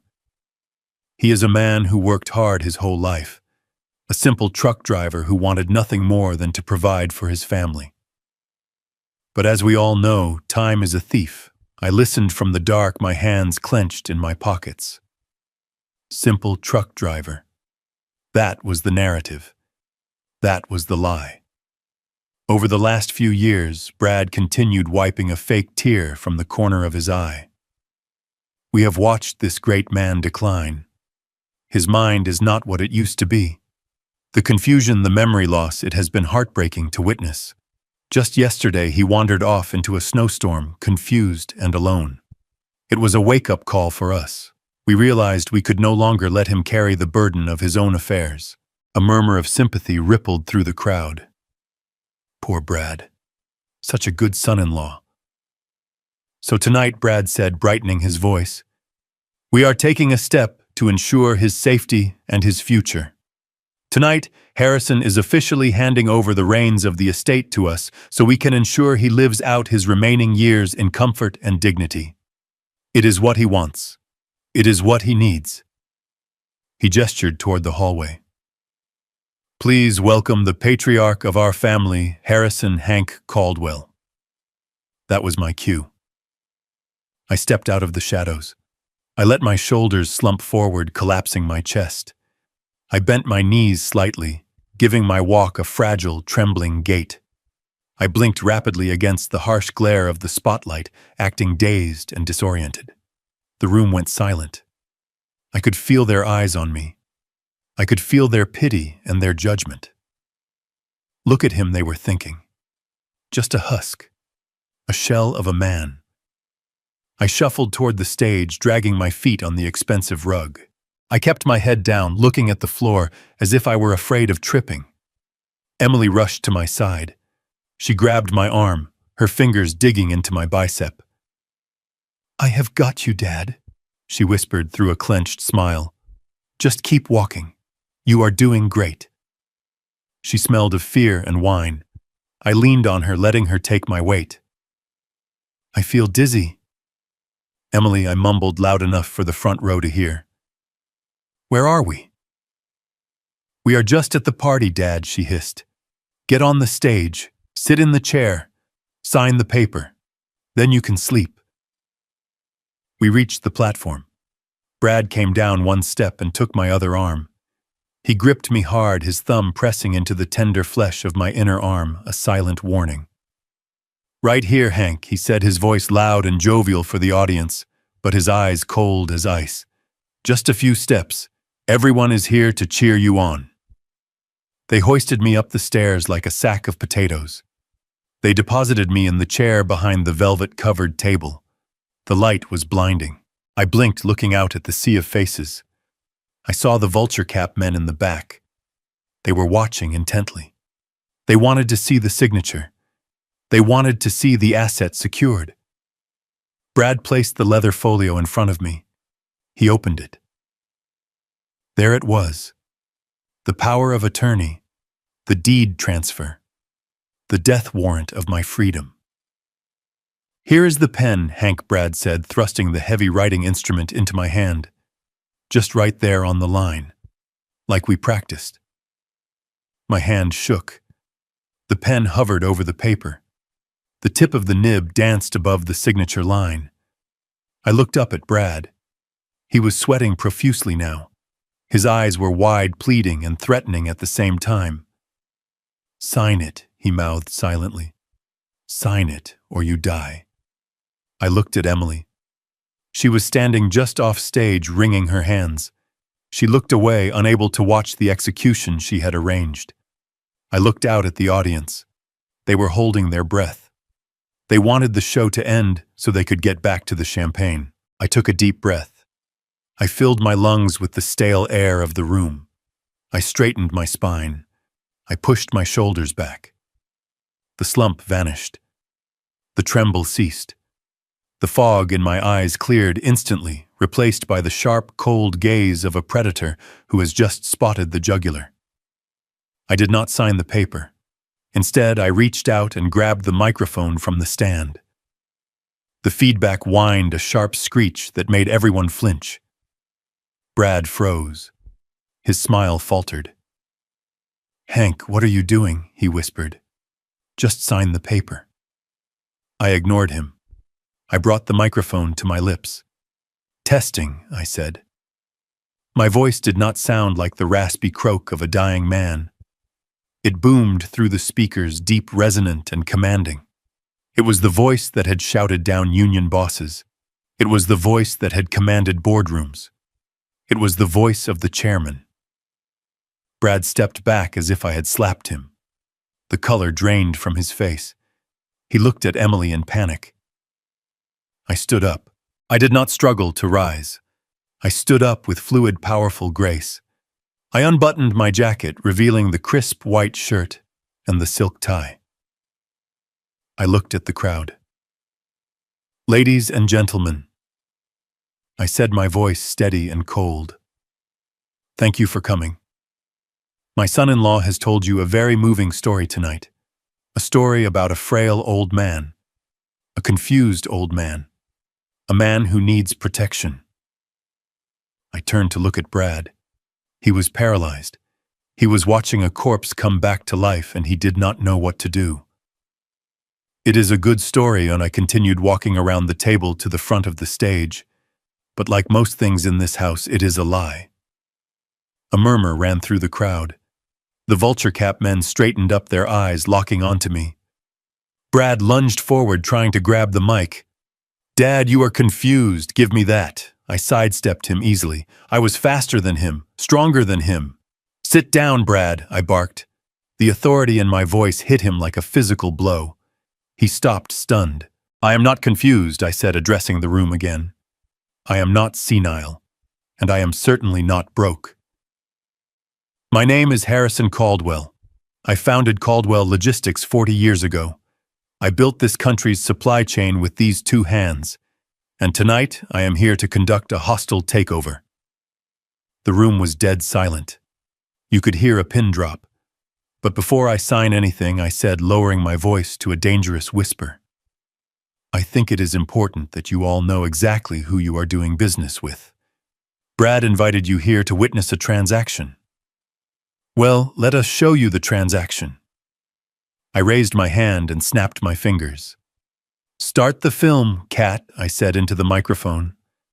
Behind me, the large projection screen that had been displaying a slideshow of happy family photos suddenly went black. The music cut out. The lights in the room dimmed further, plunging the audience into darkness. Brad turned to look at the screen. His eyes were wide with terror. He knew. Deep down, he knew what was coming. No, he screamed, lunging for the projector. "Turn it off!" But it was too late. The screen flickered to life. The image was grainy at first, but then it sharpened. It was a video taken from a hidden camera. It showed a dining room table. It showed an old man in a flannel shirt holding a wooden toy. And it showed a young man in a Rolex standing over him, holding a steaming bowl of orange soup. The audio crackled through the speakers, loud and clear. "If you do not like the soup, Hank, maybe you should wear it." The audience gasped, a collective sound of shock and revulsion. On the screen, the soup flew. The old man gasped. The young man laughed. "That is what you deserve." Brad stood on the stage, frozen in the spotlight. He looked like a deer in the headlights of a semi-truck. He looked at the screen, then at the crowd, then at me. I smiled. It was not a nice smile. "Watch closely," I said into the mic. "The show is just getting started." The video on the screen continued to play a grotesque home movie of cruelty. The image was undeniable. It showed my son-in-law, the man standing in a tuxedo on the stage holding a bowl of soup like a weapon. It showed the steam rising from the orange liquid. It showed the malicious glee in his eyes. And then it showed the impact, the liquid splashing against my face, the flinch of an old man who just wanted to give his grandson a wooden toy. The audio in the room was so crisp, it felt like the slap of the liquid was happening right there in the ballroom. "That is what you deserve." Brad's voice echoed from the speakers, distorted but unmistakable. The guests in the room gasped. A woman in the front row covered her mouth with her hand. The champagne glass she was holding tilted, spilling expensive wine onto the carpet, but she did not even notice. The horror on the screen held everyone captive. But I was not done. I signaled Kat again. The video cut to black, but the audio continued. This time there was no picture, just the waveform of a voice oscillating on the screen. It was a recording taken only hours ago from the guest bedroom. The voice was Brad's, whispering with the hiss of a snake. "As soon as the ink is dry, I have a van coming. From Sunshine Meadows." Emily's voice on the recording sounded weak and complicit. "It is awful." Then Brad again, louder this time, filled with venom. "We do not have a choice. He is useless, Emily. He is a burden. Once he is in the facility, we change his contact info. We tell the neighbors he moved to Florida. By the time anyone asks questions, he will probably be dead anyway." The silence in the room was absolute. It was the silence of a tomb. The social veneer, the polite smiles, the networking, it all evaporated instantly, leaving only the raw, ugly truth exposed. These people thought they were attending a coronation, but they were witnessing a murder plot. I looked at the back of the room. The three men from Vulture Cap, the hard money lenders, stood up in unison. They did not look angry. They looked bored. They looked like men who had realized they were wasting their time on a bad bet. The leader of the group buttoned his jacket, cast a single look of disgust at Brad, and turned toward the door. His associates followed. They walked out without a word, leaving a wake of cold air behind them. That was the sound of Brad's future evaporating. Brad watched them go. His face turned a color I had never seen before, a mix of purple rage and white terror. He looked at the screen where his own voice was still echoing, talking about selling me like cattle. Then he looked at me. His eyes were not human in that moment. They were the eyes of a trapped animal realizing the trap has teeth. He let out a sound, a guttural roar of pure frustration, and lunged. He came at me fast, his hands reaching for the microphone, reaching for my throat, reaching for anything to stop the truth from destroying him. "You old bastard," he screamed. "You set me up." The crowd screamed. Emily shrieked my name. But Brad forgot one thing. He forgot that before I was a chairman, before I was a CEO, I was a driver. I hauled steel across the Midwest in winter. I fought union busters in Detroit parking lots. I had taken punches from men twice his size and kept standing. I did not flinch. I did not step back. I waited until he was within arm's reach. I shifted my weight to my left foot, pivoting my hips with the fluidity that belied my 70 years. Brad's momentum carried him forward, his hands grasping at empty air where my neck had been a second ago. As he stumbled past me, I brought my right hand up. I did not make a fist. I kept my hand open, palm flat, fingers rigid. I put 40 years of hard labor and 5 years of suppressed rage into the swing. My palm connected with his cheek. The sound was thunderous. It cracked through the room, louder than the feedback, louder than the screams. It was the sound of justice making contact with arrogance. Brad spun around from the force of the blow. His legs tangled and he crashed to the floor, landing hard on his side. His tuxedo tore at the shoulder. He lay there, stunned, his hand flying to his cheek, where a red imprint of my hand was already blooming, matching the burn on my own face. I stood over him. I adjusted my cuffs. I looked down at the man who thought he could throw me away. That I said, my voice calm and deadly quiet into the microphone, is for the soup. Brad looked up at me. There was no fight left in his eyes, only shock. He could not comprehend how the frail old man he planned to institutionalize had just floored him with a single blow. He started to scramble backward, trying to get away from me, trying to find a hole to crawl into. But there was nowhere to go. The double doors at the back of the ballroom, the ones Brad had decorated with gold ribbons for his grand entrance, burst open. They did not open gently. They were thrown wide with force, slamming against the walls. The light from the hallway flooded in, silhouetting a group of people. At the front walked Catherine Ross. She was no longer just my lawyer. She looked like the angel of death in a pantsuit. She held a leather portfolio against her chest like a shield. Behind her were 6 men. 4 were in the dark windbreakers of the federal police. 2 wore the suits and badges of the IRS Criminal Investigation Division. They moved with the precision of a tactical team. The guests parted like the Red Sea, scrambling to get out of the way. Glasses were dropped. Chairs were knocked over. The panic was palpable.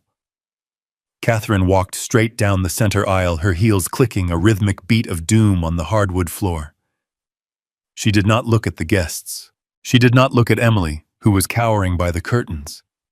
She looked only at the man on the floor. "Bradford Jenkins," she announced, her voice projecting clearly to every corner of the room. Brad tried to stand up, using a chair for support.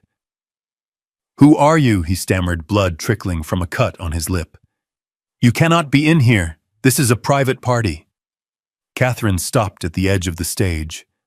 She tossed the portfolio onto the velvet table.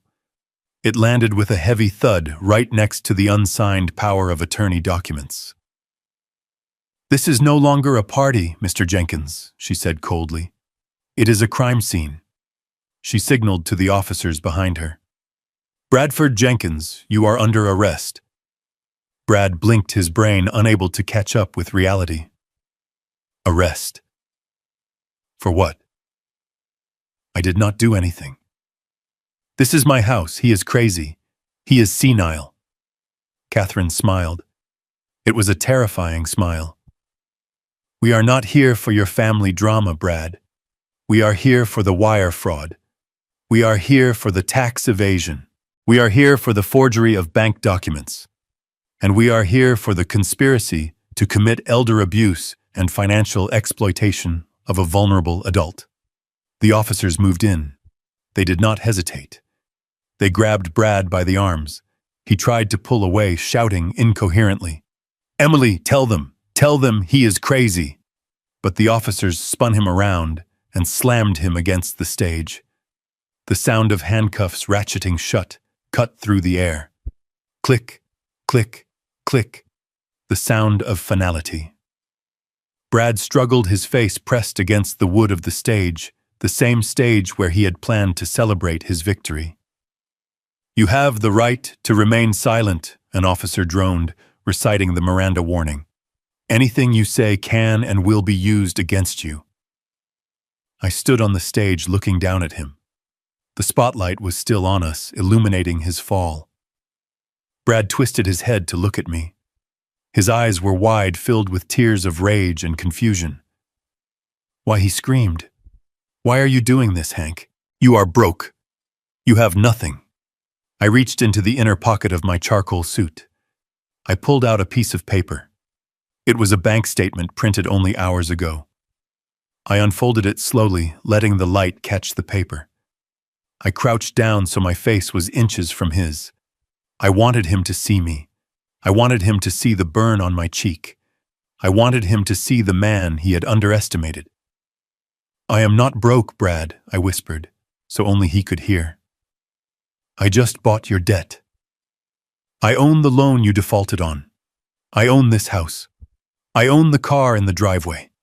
And as of this morning, I have $82 million in the bank." His eyes bulged. His mouth opened, but no sound came out. The air left his lungs in a wheezing gasp.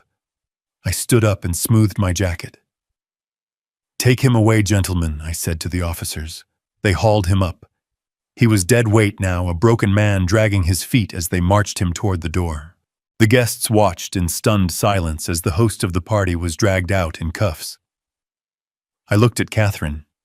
She gave me a curt nod. The first phase was complete. The predator was caged. But the room was not empty yet.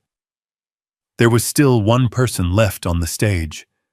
One person who had watched it all, who had signed the papers, who had stood by while the soup burned my face. I turned slowly to look at my daughter. Emily was pressed against the wall, her hands covering her mouth, her eyes fixed on the empty doorway where her husband had just disappeared. She was shaking violently. She looked at me, and for the first time in 5 years, she saw me. She did not see a paycheck. She did not see a burden. She saw the storm. I took a step toward her. The floorboards creaked. "Dad," she whimpered. I did not smile. The show was over. Now came the judgment. The ballroom was a cacophony of shouting and the scuffling of heavy boots. But amidst the chaos, Brad's voice rose above it all, a shrill, desperate screech of denial. The federal agents had him pinned against the doorframe, but he was fighting with the manic strength of a man who sees his entire reality dissolving. "You cannot do this!" he screamed, spitting blood and saliva. "This is my property. I am the owner of record. That man is a squatter. He is a leech. He has nothing." He twisted his head, looking back at me with eyes that burned with hatred. "Tell them, Hank. Tell them you are just a senile old man living off my charity. Tell them this is a mistake." I did not speak. I simply nodded to Catherine. She stepped forward, calm and precise amidst the violence. She did not shout. She did not argue. She simply raised the heavy leather portfolio she had carried in and threw it. It flew through the air and struck Brad square in the chest with a dull, heavy thud before falling open at his feet. Papers spilled out onto the floor. Deeds, titles, loan transfer documents. The ink was fresh and the stamps were official. "You are wrong, Mr. Jenkins," Catherine said, her voice cutting through his screams like a knife. "You own nothing. The house you are standing in belongs to the Caldwell Trust, the sole beneficiary of which is Harrison Caldwell." Brad stared at the papers scattered around his shoes. He tried to kick them away, but the officers held him firm. "That is a lie," he gasped. "I mortgaged it. I got the money." "Yes, you did," Catherine continued relentlessly. "You fraudulently mortgaged a property you did not own using a forged deed, and then you defaulted on that loan. You owed the Ivanov syndicate $2 million as of yesterday." She paused, letting the weight of the name sink in. Brad stopped struggling. The mention of the Ivanovs drained the fight right out of him. "But here's the twist," Catherine said, smiling without warmth. The Ivanovs sold your debt this morning. They were quite happy to get 60 cents on the dollar for a toxic asset. She pointed a manicured finger at me. Your creditor is no longer a crime syndicate, Brad. Your creditor is Harrison Caldwell. You owe him $2 million plus interest and legal fees. And since you cannot pay, he is exercising his right to foreclose. Immediately. Brad looked at me. The realization hit him like a physical blow. He was not just going to prison. He was going to prison owing a fortune to the man he had thrown soup at. He slumped in the officer's grip, his legs giving out. Take him, Catherine said. The officers dragged him through the doorway. His tuxedo shoes scraped against the floor, leaving black scuff marks on the hardwood. His screams faded into the night, replaced by the slamming of a heavy car door and the chirp of a siren. Then there was silence. The guests stood frozen, terrified to move, terrified to breathe. They were witnessing a public execution, and they did not know if they were next. But I was not looking at them. I was looking at the woman huddled on the floor near the curtains. My daughter. My Emily. She was weeping soft, broken sobs that shook her thin frame. Her makeup was running in black streaks down her face, ruining the expensive gown she had bought with my stolen money. When she realized Brad was gone, she scrambled to her feet. She ran to me, not with the grace of the hostess she pretended to be, but with the desperate, clumsy speed of a child who has broken a vase. She threw herself at my feet. She grabbed my hand, the same hand she had watched tremble earlier that day. Dad, please, she wailed. You have to stop them. You have to call them back. He is my husband. He is Leo's father. I looked down at her. I waited for a flicker of affection to stir in my chest. I waited for the instinct to protect her to rise up the way it had when she was 5 years old and scraped her knee. But there was nothing. Just a cold, hollow echo. He is a criminal. Emily, I said, my voice flat. He made a mistake, she cried, tightening her grip on my hand. We were desperate. We did not know what we were doing. I did not know Dad, I swear. I thought he was handling things. I did not know about the forgery. I did not know about the loans. I am a victim too. I pulled my hand away from her grasp. I reached into my jacket pocket and pulled out a single piece of paper. It was a photocopy of the loan document Kat had shown me. I unfolded it and held it in front of her face. Look at it, I commanded. She blinked, her eyes swimming with tears. She tried to look away, but I moved the paper into her line of sight. Look at the signature line, Emily. She focused. Her breath hitched. Witnessed by Emily Caldwell. I pointed to the ink blot at the end of the Y. That is your hand, I said softly. That is your signature. You were in the room. You watched him trace my name. You watched him sell this house. And then you picked up a pen and you validated it. Dad, she stammered, backing away.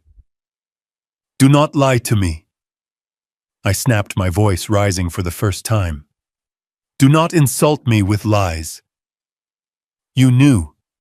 You knew when you signed that paper.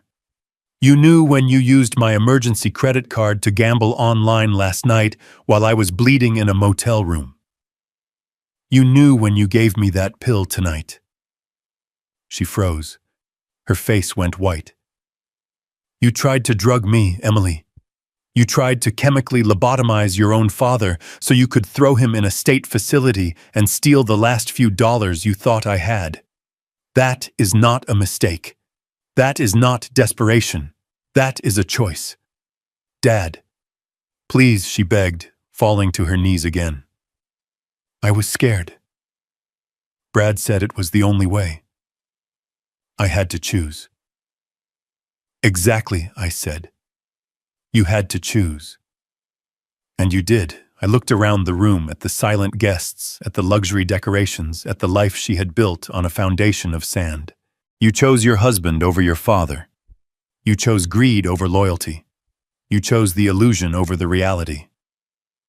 Dad. What are you saying? She whispered. I am saying that actions have consequences, I replied. Brad is going to prison. And you are going with him, not to jail. I was not that cruel. I would not press charges against my own daughter, not yet, but I was done saving her. You are his wife, I said coldly. You signed the papers. You are complicit. Now you get to live the life you built. I looked at the door. Get out. Emily stared at me. Get out. But where will I go? This is my house. No, I said. It is my house, and I am evicting you. Dad, you cannot do this. I have nowhere to go. I have no money. Then you better start walking, I said, turning my back on her. You have legs. You have a degree I paid for. Welcome to the real world, Emily. It is cold and it is hard, and nobody gives you soup when you cry. She screamed then, a sound of pure entitlement being shattered, but I did not turn around. I looked at the guests. They were huddled in clusters, clutching their purses and their drinks. The party is over, I announced, my voice booming through the room. This property is now under the control of the Caldwell Trust. You have 5 minutes to vacate the premises. Anyone remaining after 5 minutes will be trespassing, and I will have the officers remove you. There was a scramble. Dignity was forgotten. People rushed for the coat rack. They rushed for the door. They did not say goodbye. They did not thank the hostess. They fled like rats from a sinking ship. Emily stood there for a moment longer alone in the center of the room. She looked at me one last time, hoping for a reprieve, hoping for the dad who used to fix everything. But that dad was gone.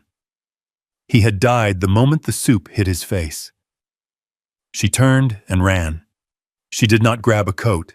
She did not grab a bag. She just ran out the door into the snow, chasing the police car that held her husband. I stood alone in the center of the ballroom. The music had stopped. The only sound was the wind howling outside and the distant wail of sirens. The room was empty. The house was empty. I walked to the table where the unsigned power of attorney documents still lay. I picked them up. I ripped them in half, then in half again.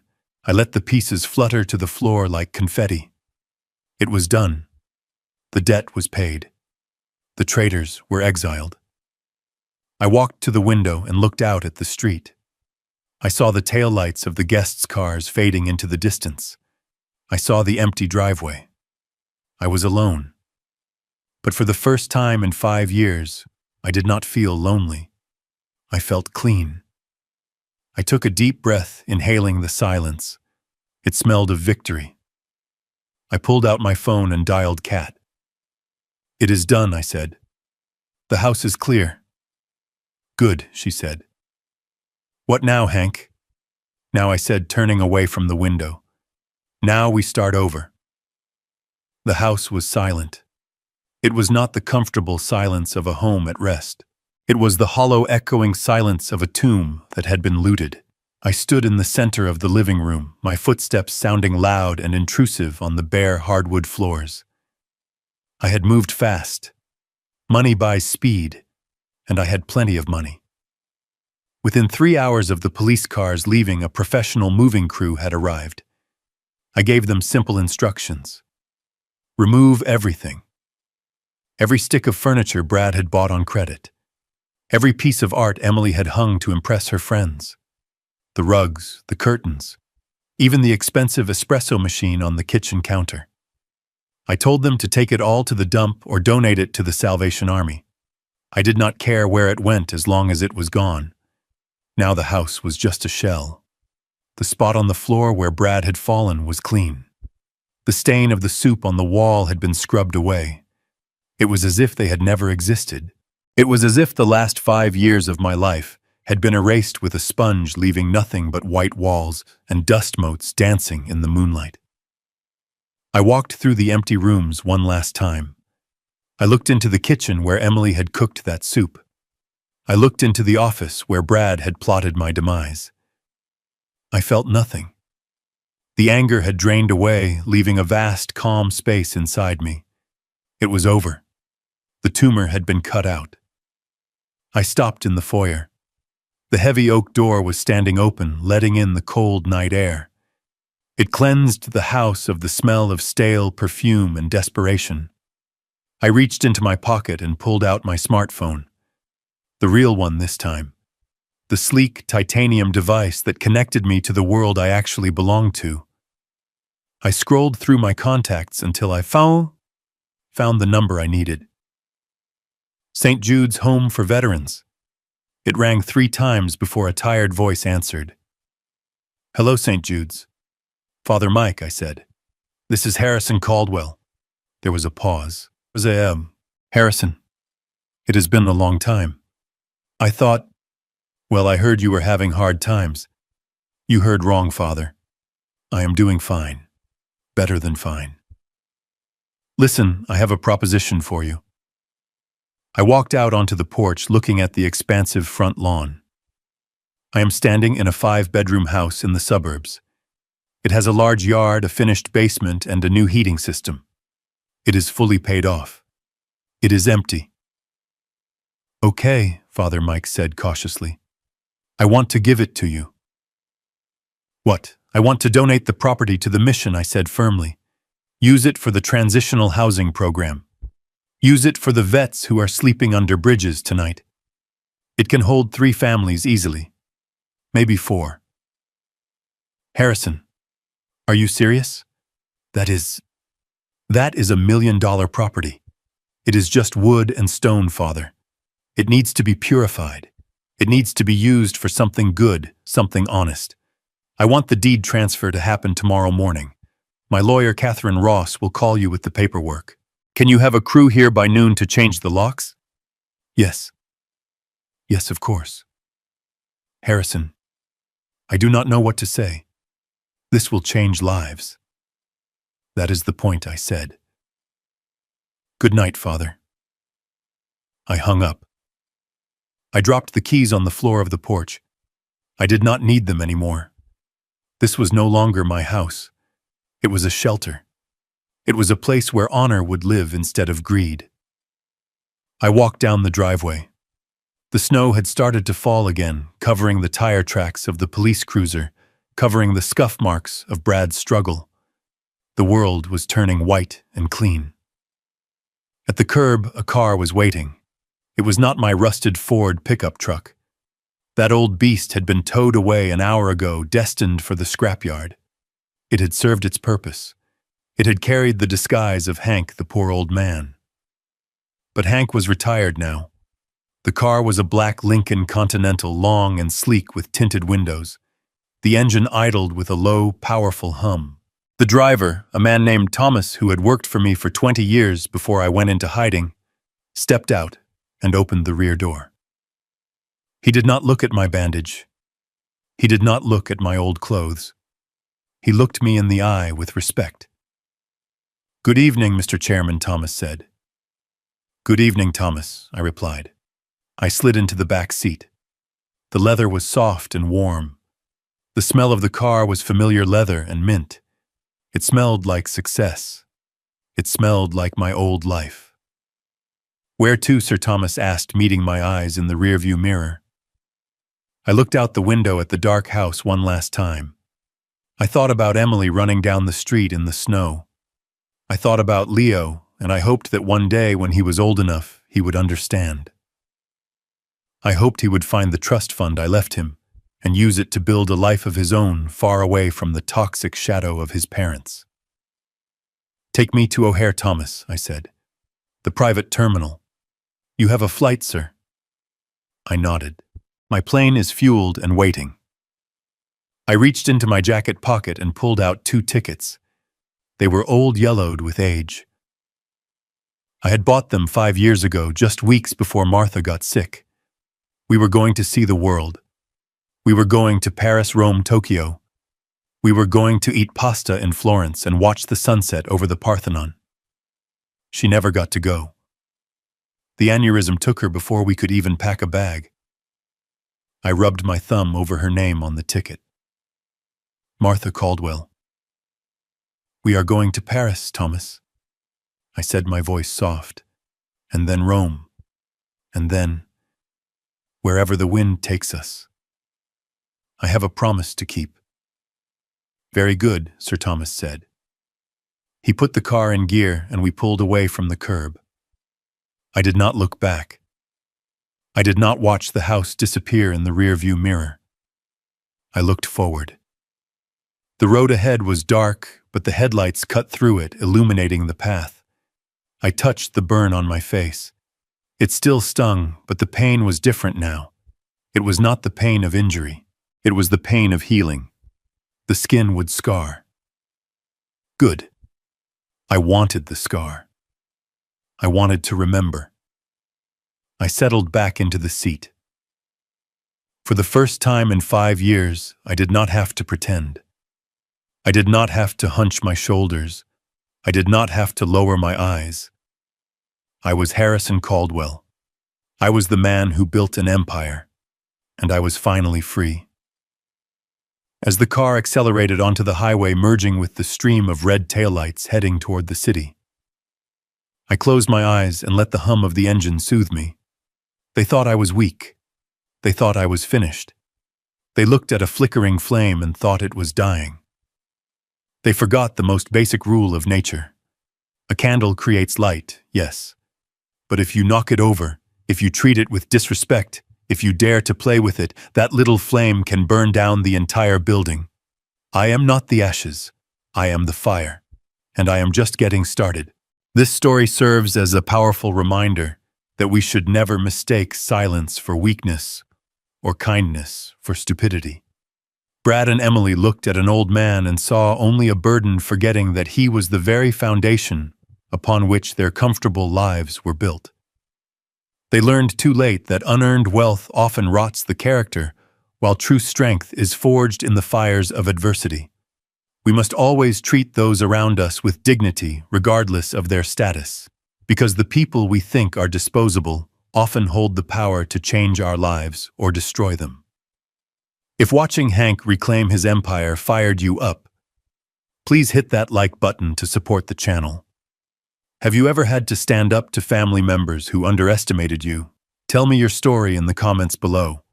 Don't forget to subscribe and turn on notifications so you never miss the next story of justice served cold.